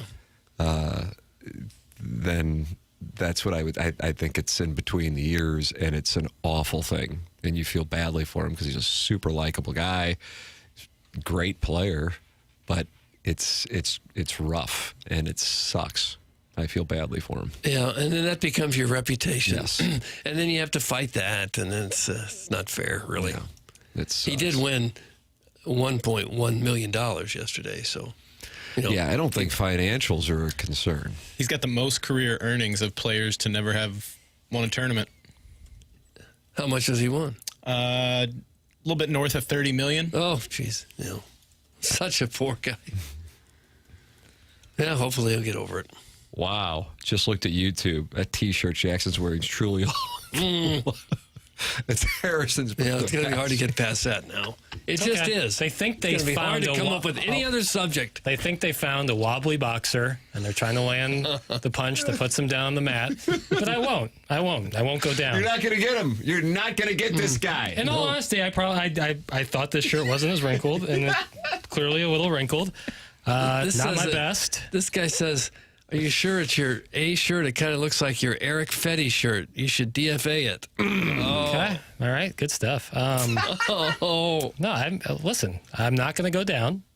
It's funny. No, hang in there. Fine. Yeah. It's fine. Big Tough wants you to bring in the Sleepless in Seattle T-shirt. It's in my car. Oh. Maybe do Always that for the keep next it on segment. Yeah, I always got to have it with me. Yeah. Email in for the Design Air Heating and Cooling email today, the morning after at InsideSTL.com. That's coming up later here in our 10 o'clock hour. Tim McKernan, Doug Vaughn, Chairman Kurt sliding into the dais when Martin goes to onboarding, and little Jackie Papers with you on the program. The program is called TMA. It's on 101 ESPN.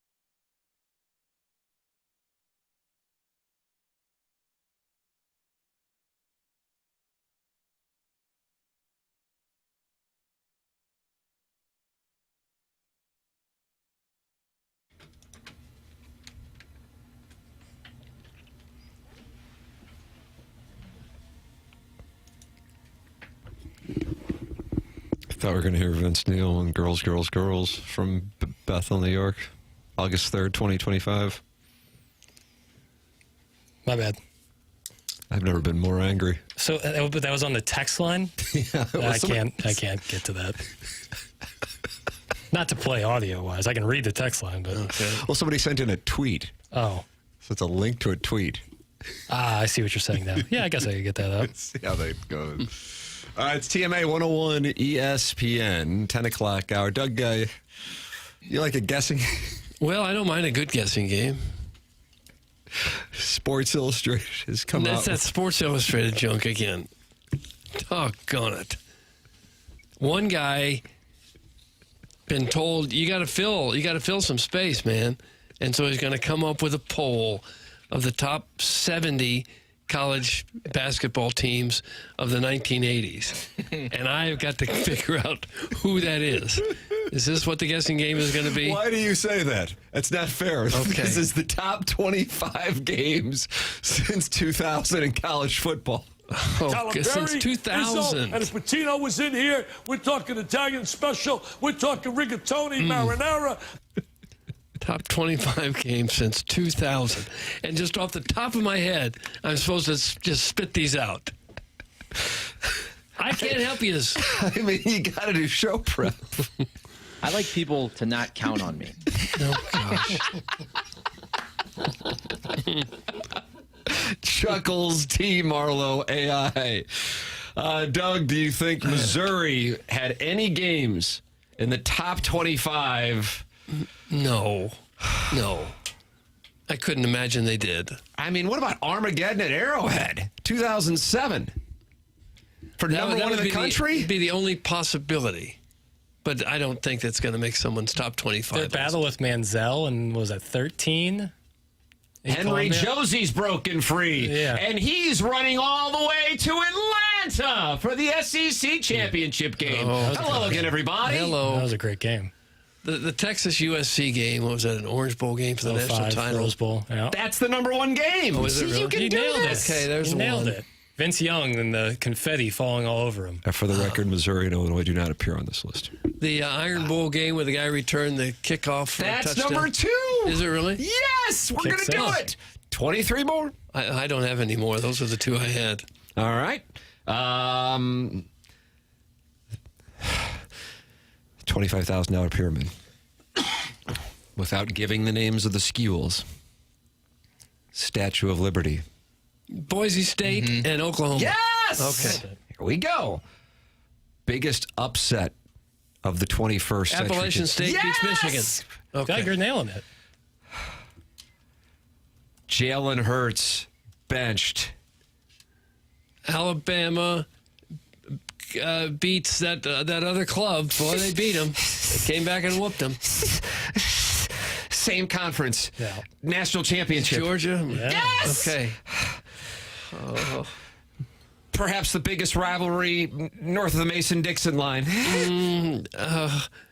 Michigan, Ohio State? Yes! 2006. Okay. I've been Troy Smith. I've been the Troy Smith years for a while. That feels like the Troy Smith. I think you're right. Yeah. He did not Bush come out. Push.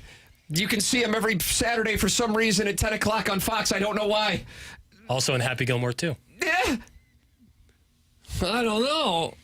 Bush Push. Sued the Dome. Not W. Oh, Reggie Bush. There you go. Okay. And I got to come up with an opponent? I don't It's know. Reggie Bush, you. Cardinals are playing the Astros at the same time. In the NLCS. I don't know. Can I have initials? USC against who? Notre Dame? Yes! Okay. God, this is exhausting. Hunter Renfrow. Deshaun Watson. Okay. 1 second left. Hunter Renfrow. Alabama, Clemson? Yes! Okay. It's all happening. You're going to do it. Yes. We're going to go through 25 of these. I don't think my heart can take it. Tim, keep panting and moaning. I'm about to bust. Doug, that's a Mr. Siders. He loves the list. He loves the fact that you're on this kind of heater here. Mason win. This dude be bussin'. The first ever overtime playoff game. I don't know what it was. Baker, the touchdown maker. Okay, Oklahoma against what's initials on the other team? Their kicker wore goggles. Okay, that was Georgia. Yes, Mike Blankenship. yes. Okay. This has really tired me out. And finally, I'm so tired. Oh, look at that! Look at this, look at that! The clock struck midnight and the calendar flipped to a new year as the ball was in the air on the final play of this New Year's Eve Classic. I need something more than that. I remember where I was. How about that? Just by that, you got it? Yeah, it's in McGurk's watching it happen. Does that help? Okay, no, it doesn't. How about the fact that you were drinking doesn't both help. these teams have been mentioned before in this list. Yes, Okay, well, they're going to have to be mentioned more before I get it. Fake punt. Did you say fake punt? Yes. Okay. Doesn't help. Yep. Key play with the son of a former NFL star who the Rams should have drafted but selected Eddie Kennison instead. If I'm not mistaken, the quarterback for one of the teams is now the quarterback of the Texans. How about that? I'm lost on this one, gentlemen. Jackson was drinking at McGurk's. I was at that's McGurk's. if you don't know what was That's that. right. So you were actually at McGurk's. You weren't at Duke's. No, not in the And upstairs that's supposed bar. to help me. Yeah, if I was at Duke's, you would have nailed it already. You're so close to having every 10. I mean, you knew them from memory. Well, not this one. Georgia, Ohio State. Okay. 2022 Peach Bowl CFP semifinal, 42-41. Stroud would have been the quarterback then, right? Yep. Yeah, for sure. Because Fields had been the year prior. Some guy writes in, this is elder abuse. And I think I agree. That's from Jackson, Ma'am Danny. Mom Donnie. Oh. Yeah, that was a nice reference to, yeah. Doug and Tim need a cigarette after this segment. That's from the never-ending wipe. How is the Mizzou Ohio State Cotton Bowl not on the list? It's from Kurt's former coworker. Oh, yeah. Luther Burden. Yeah, I would. But the Mizzou-Kansas game in Armageddon has a legit if you're going to argument. put a Missouri game on there, that would be the one. Agreed. Now, if Missouri would have beaten Oklahoma in that game, but because it wasn't a blue blood, which goes back to what I was saying earlier on in the program. All right, the program is called TMA. It's presented to you by Brown and Crouppen on 101 ESPN. In 20 minutes, we're going to have the Design Air Heating and Cooling email of the day. So send yours in the morning after at InsideSTL.com. And that's how you can compete right now. Buck Swope leads the month of August, but the self-made stay-at-home Ledoux mom is lurking. She won $50 by winning the email of the day 2 Fridays ago, but then I had to Venmo it to a guy. So that was weird. I've been trying to warn you this for a long time. They're all gentlemen. What? Every one of them. This particular guy was a steel worker out of Granite City. But she has a monogramming business. No, he does not. He does not. He might actually. He's been catfished. Well, self-made stay-at-home Ledoux mom, then you might need mentality. Low energy, low motivation, fatigue, tired all the time, weight gain, muscle loss, especially belly fat, feeling anxious, moody, or irritable, lack of focus or mental clarity. Those are symptoms of low testosterone. Mentality is a local healthcare facility that specializes in helping men feel and perform at their very best. And Mentality focuses on free testosterone levels, which many doctors overlook, ensuring your treatment is tailored to your body. Mentality physicians have helped guys discover and address other health conditions during routine checkups. Go out there and get tested. It is super easy. I have done it. I recommend it.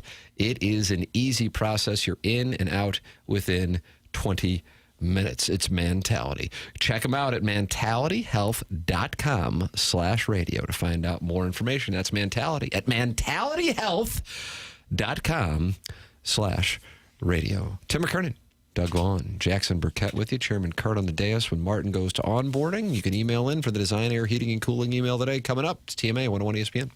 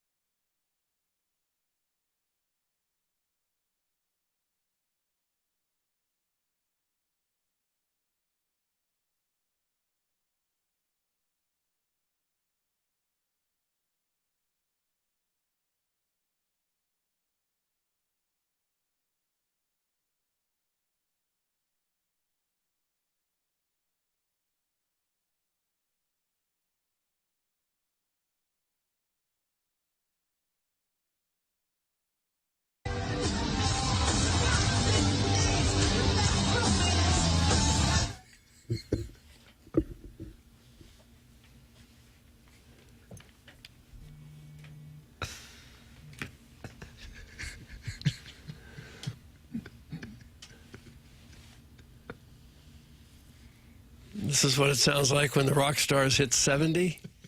I mean, this is a better video than it is audio.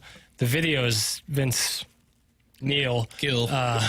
Vince Neil kind of just... Gill is up there now? Kind of just walking around with the microphone on the stand. Yeah. Doesn't look like he's all that much singing.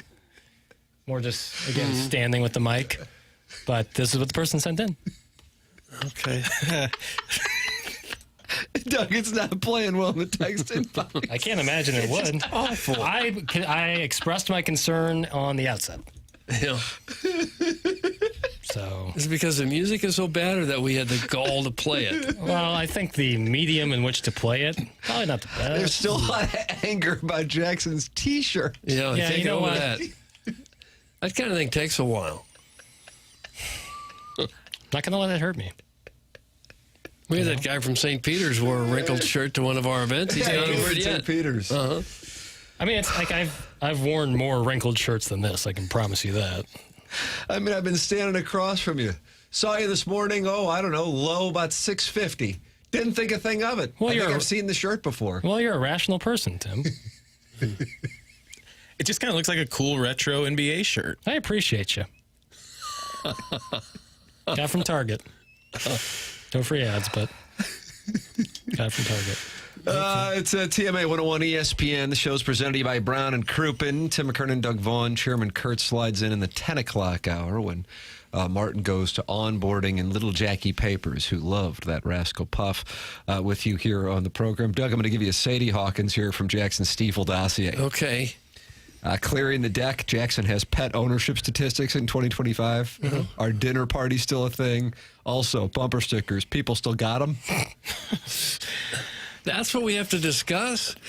And then from 10-2, which is what we're in right now in the Stiefel dossier. Okay. Shams Charney admits insiderdom has forced him to walk out on dates. And then Jackson asks us, do you guys have any moments in your career like this where weird stuff with sports have gotten in the way of dates or other personal endeavors? Also, where is the strangest, funniest place someone has told you they love the show or your TV work? Mm-hmm. Doug, which one do you want to go with?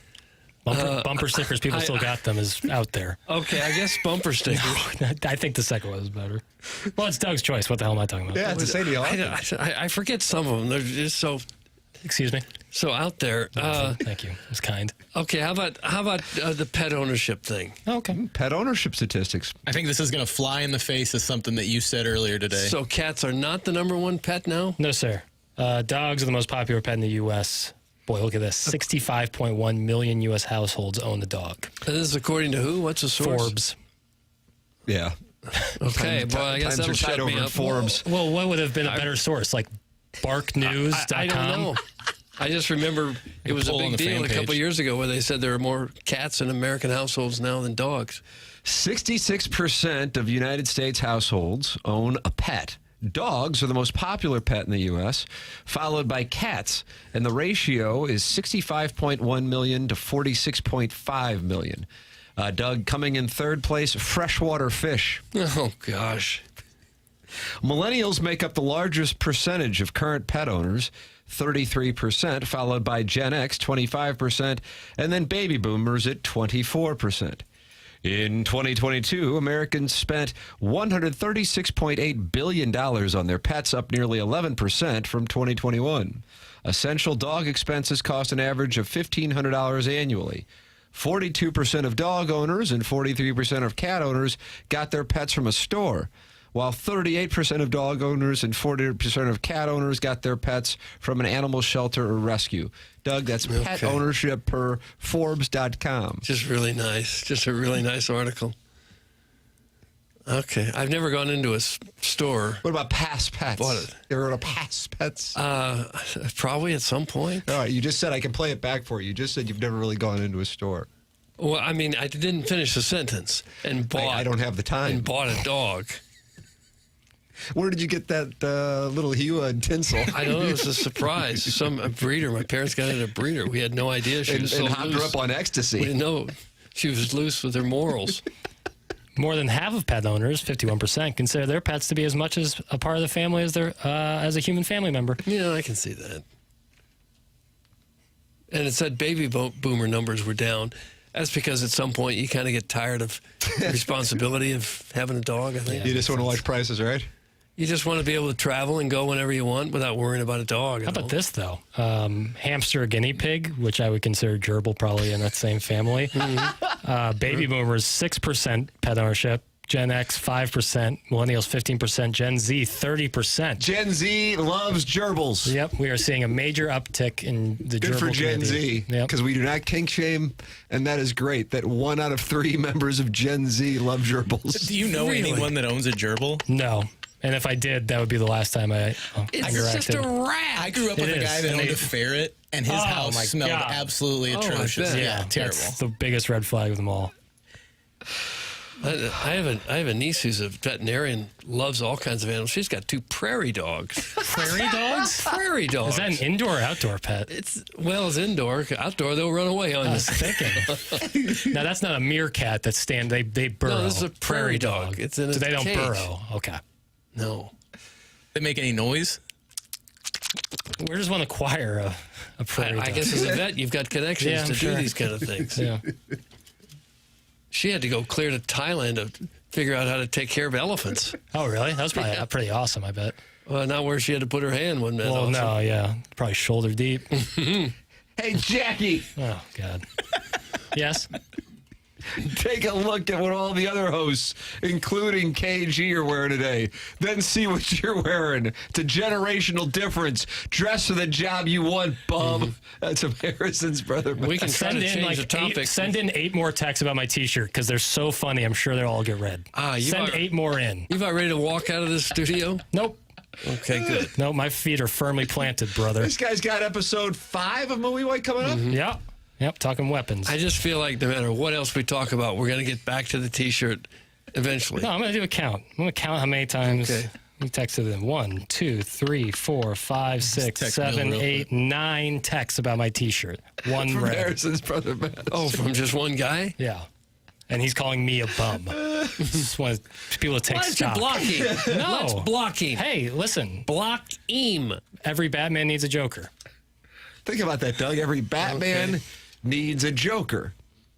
Would Magic Johnson have been as big as he was without Larry Bird? Maybe. I mean, Michael Jordan didn't really have a Joker, did Bad he? Boys. Bad Boy Pistons. Bad Boys. I don't know about that.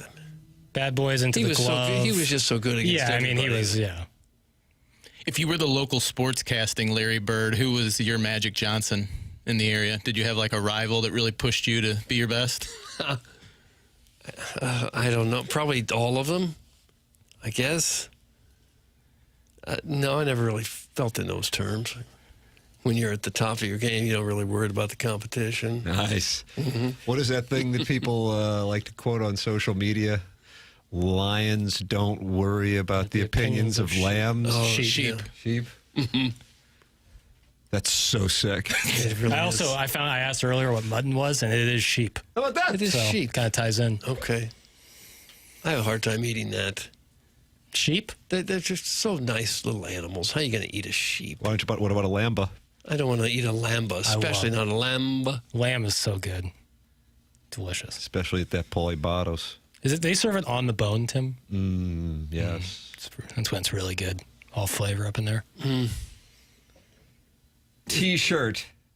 That's from Illini Lance. Yeah, what is that? I see that text. Illini Lance, you're saved in there, so no need to send. No need to send in People the are name. just writing the word T-shirt because they know it'll upset Jackson. No, I'm okay. It feels like you're bristling. No, but I'm gonna come in dressed better tomorrow. Good on you for exposing Harrison's brother Master for the goober he is. 9 texts regarding my boy's shirt. Get a life! Maybe throw that tea in the dryer for a few minutes before you throw it on next time, Berkey. Some sweet guy. He couldn't help himself. Yeah, he couldn't have too brute. Snuck in a little backhand. Okay, hey, I'll dress better tomorrow. I'm trying my best here, man. Sam Horn, starting quarterback reporter, Warson Woods Wacko, says Sharkle House has a great rack of lamb with mint jelly. I would never order it. What about with the mint jelly? It's not the jelly. I'm never ordering lamb. Get that rack of lamb over at Paulie You'll never forget it. What about veal? I'll eat it if it's put in front of me, but I wouldn't order it, I don't think. I have never heard Jackie Papers get pissed off. This is amazing. It's from the 3-1. First of all, I've been much more pissed on this program. About what? I can't even think about anything that you got pissed off about. Like when we do remotes. Yeah. But you're not mad at the audience then. No. I'm mad at the world in those moments. I've gotten much more pissed on this before on this show. I'm not upset at all, honestly. I understand that my T-shirt looks a little wrinkled. What are you going to do? The guy sent in a picture of what a T-shirt's supposed to look like. It's not wrinkled at all. It's on a hanger. Yeah, Really I mean, nice. I'm sure everyone has their thoughts and opinions. Just trying to do my best day by day, plug away. Look at this guy. Keep grinding. Like talking to Quinn Snyder. You're not going to win every single battle, you know? Sometimes people are just going to get one over on you. Send your emails in the morning after at InsideSTL.com for our Design Air Heating and Cooling email today. That is coming up in the next segment. BK and Ferrario at the top of the hour. Tim McKernan, Doug Vaughn, Chairman Kurt, Jackson Burkett with you. It's TMA 101 ESPN.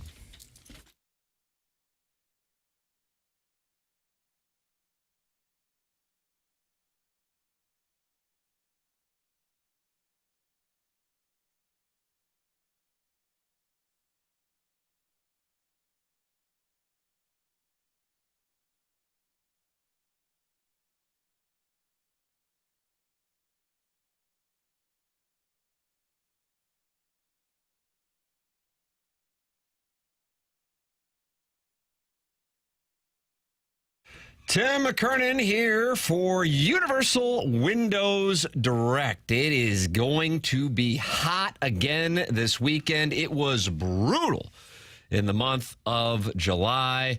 Well, this is where Universal Windows Direct can help you out. We have been feeling the heat this summer, and if your windows aren't doing their job, your cool air is going right out the windows, literally. That's why now is the time to call Universal Windows Direct for their buy 2 windows, get 2 free offer.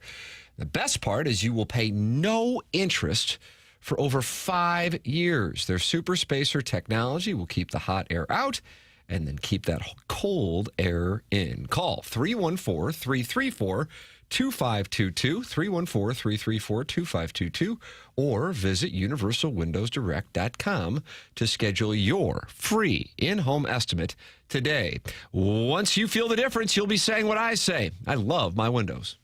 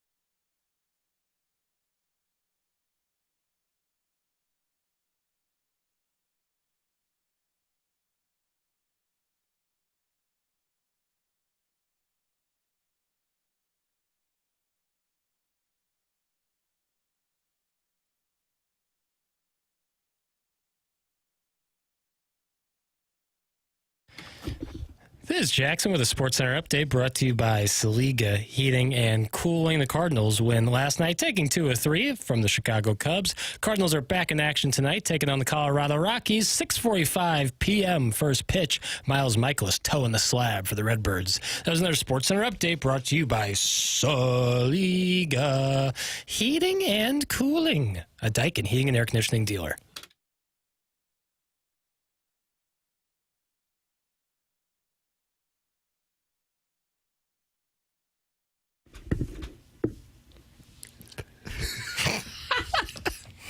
I like that little part there. CMA 101 ESPN. Program is presented to you by Brown and Crouppen, Tim McKernan, Doug Vaughn, Little Jackie Papers. Chairman Kurt has gone to tend to Sound Story responsibilities. So, Doug, we will have 3 voters for the Design Air Heating and Cooling email today coming up. You can email in the morning after at InsideSTL.com anytime you would like. For the Tim McKernan Show podcast, you can email me at tmckernan@InsideSTL.com, TMCKERNAN at InsideSTL.com. Erotic stories are preferred, but hate mail is also welcomed. Questions on any topic also welcome for QFTA tmckernan at InsideSTL.com. Doug, are you ready, and do you want it? I guess I'm ready, as ready as I'm going to be. I don't know how much I want it, but I'm ready. Time for the Design Air Heating and Cooling email today. Hey, Buck Swope, your leader with 2 wins so far this month. Hold on a second. Harrison's brother, Master. Oh, nice. Tim, I went back and looked. Jackson was wearing an even worse shirt on Friday. Oh, no. This is going to be a thing now, isn't it? Now you get nothing from me. I'm just going to sit here. That was it? That was the straw that broke the camel's back? Don't give Harrison's brother the satisfaction papers. I don't know how I can't, just by opening my mouth, just existing. He makes him giggle. First time listening, but I've always loved playing sports, especially rugby and field hockey. Growing up, I didn't like playing with dolls like the other girls. I liked Tonka trucks and wearing hard hat and safety vests. Doug, that's from Midge. Midge. It's going to be tough to beat that number. She enjoyed wearing safety vests and playing with Tonka trucks. Well, okay. That is somebody who went out and posted a number the rest of the field is going to be able to chase down. Well, 600 if you ask me. An ode to Piddles. A wrinkle in time. Mental health days with my gerbil in my suffocating cocoon. Stay cute. That's from the TMA Troubadour. Haiku? I think it might have been. TMA Troubadour. It's kind of hard to spell troubadour. How do you go? TROUBADOR? You think it's an O or a U? TROUBADOUR? Troubadour. Yeah. Feel good about that. Yeah, you nailed it, Tim. Okay, good, Tim. First of all, thank you, Tim. For you are the sun at the center of our galaxy, pulling us toward your warmth and light, giving us life and reason to rise every morning. Reason to rise. You're the reason this person wakes up. He's the reason for the season. Amen. Story time, 2019 Mizzou. Amateur/dad night at Club Vogue. Unskinny Bop just blaring out the speakers as he peeled off his sports coat and exposed his khakis. They were standing up like a soldier at attention. I know how the game's played, so I sheathed him with dollar bills. Sheathed? I don't know if that's the proper use of the word. Showered might work. Yeah. Sheathed. I don't know. But I still am enjoying it. To my surprise, he said, how about I give you a private dance? Comped. Before it was all said and done, I had received a master class in the Greek arts. That's from Ben, and his last name's Gulpin. Ben, and his last name is Gulvin. Dad night at Club Vogue is an unbelievable visual. Like big gulp. Oh, I see. Super big gulp if you're keeping an eye on your weight. Okay. And finally, new to St. Louis.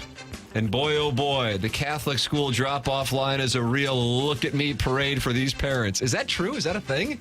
I don't think so. I feel like we've heard stories about it before. Well, that's because people think Mr. Licks is in charge of the Our Lady of the Pillar pickup line. What are you supposed to do? You drive the kid in the car and you drop him off. There isn't much going on, right? Do you think people get their car washed beforehand? I doubt it. I doubt it. I don't know.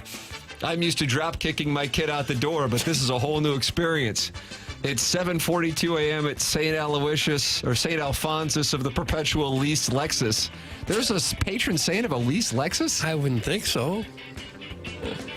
It's 7:42 a.m. at St. Alphonsus of the Perpetually Leased Lexus.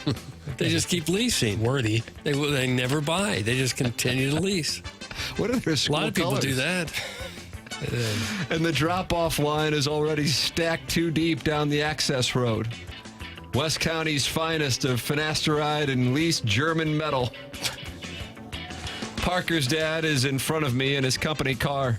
Solid handshake and a 3-time participant in Cardinal fantasy camp. Nice stats. But he unloads his kid like he's packing a parachute for Normandy.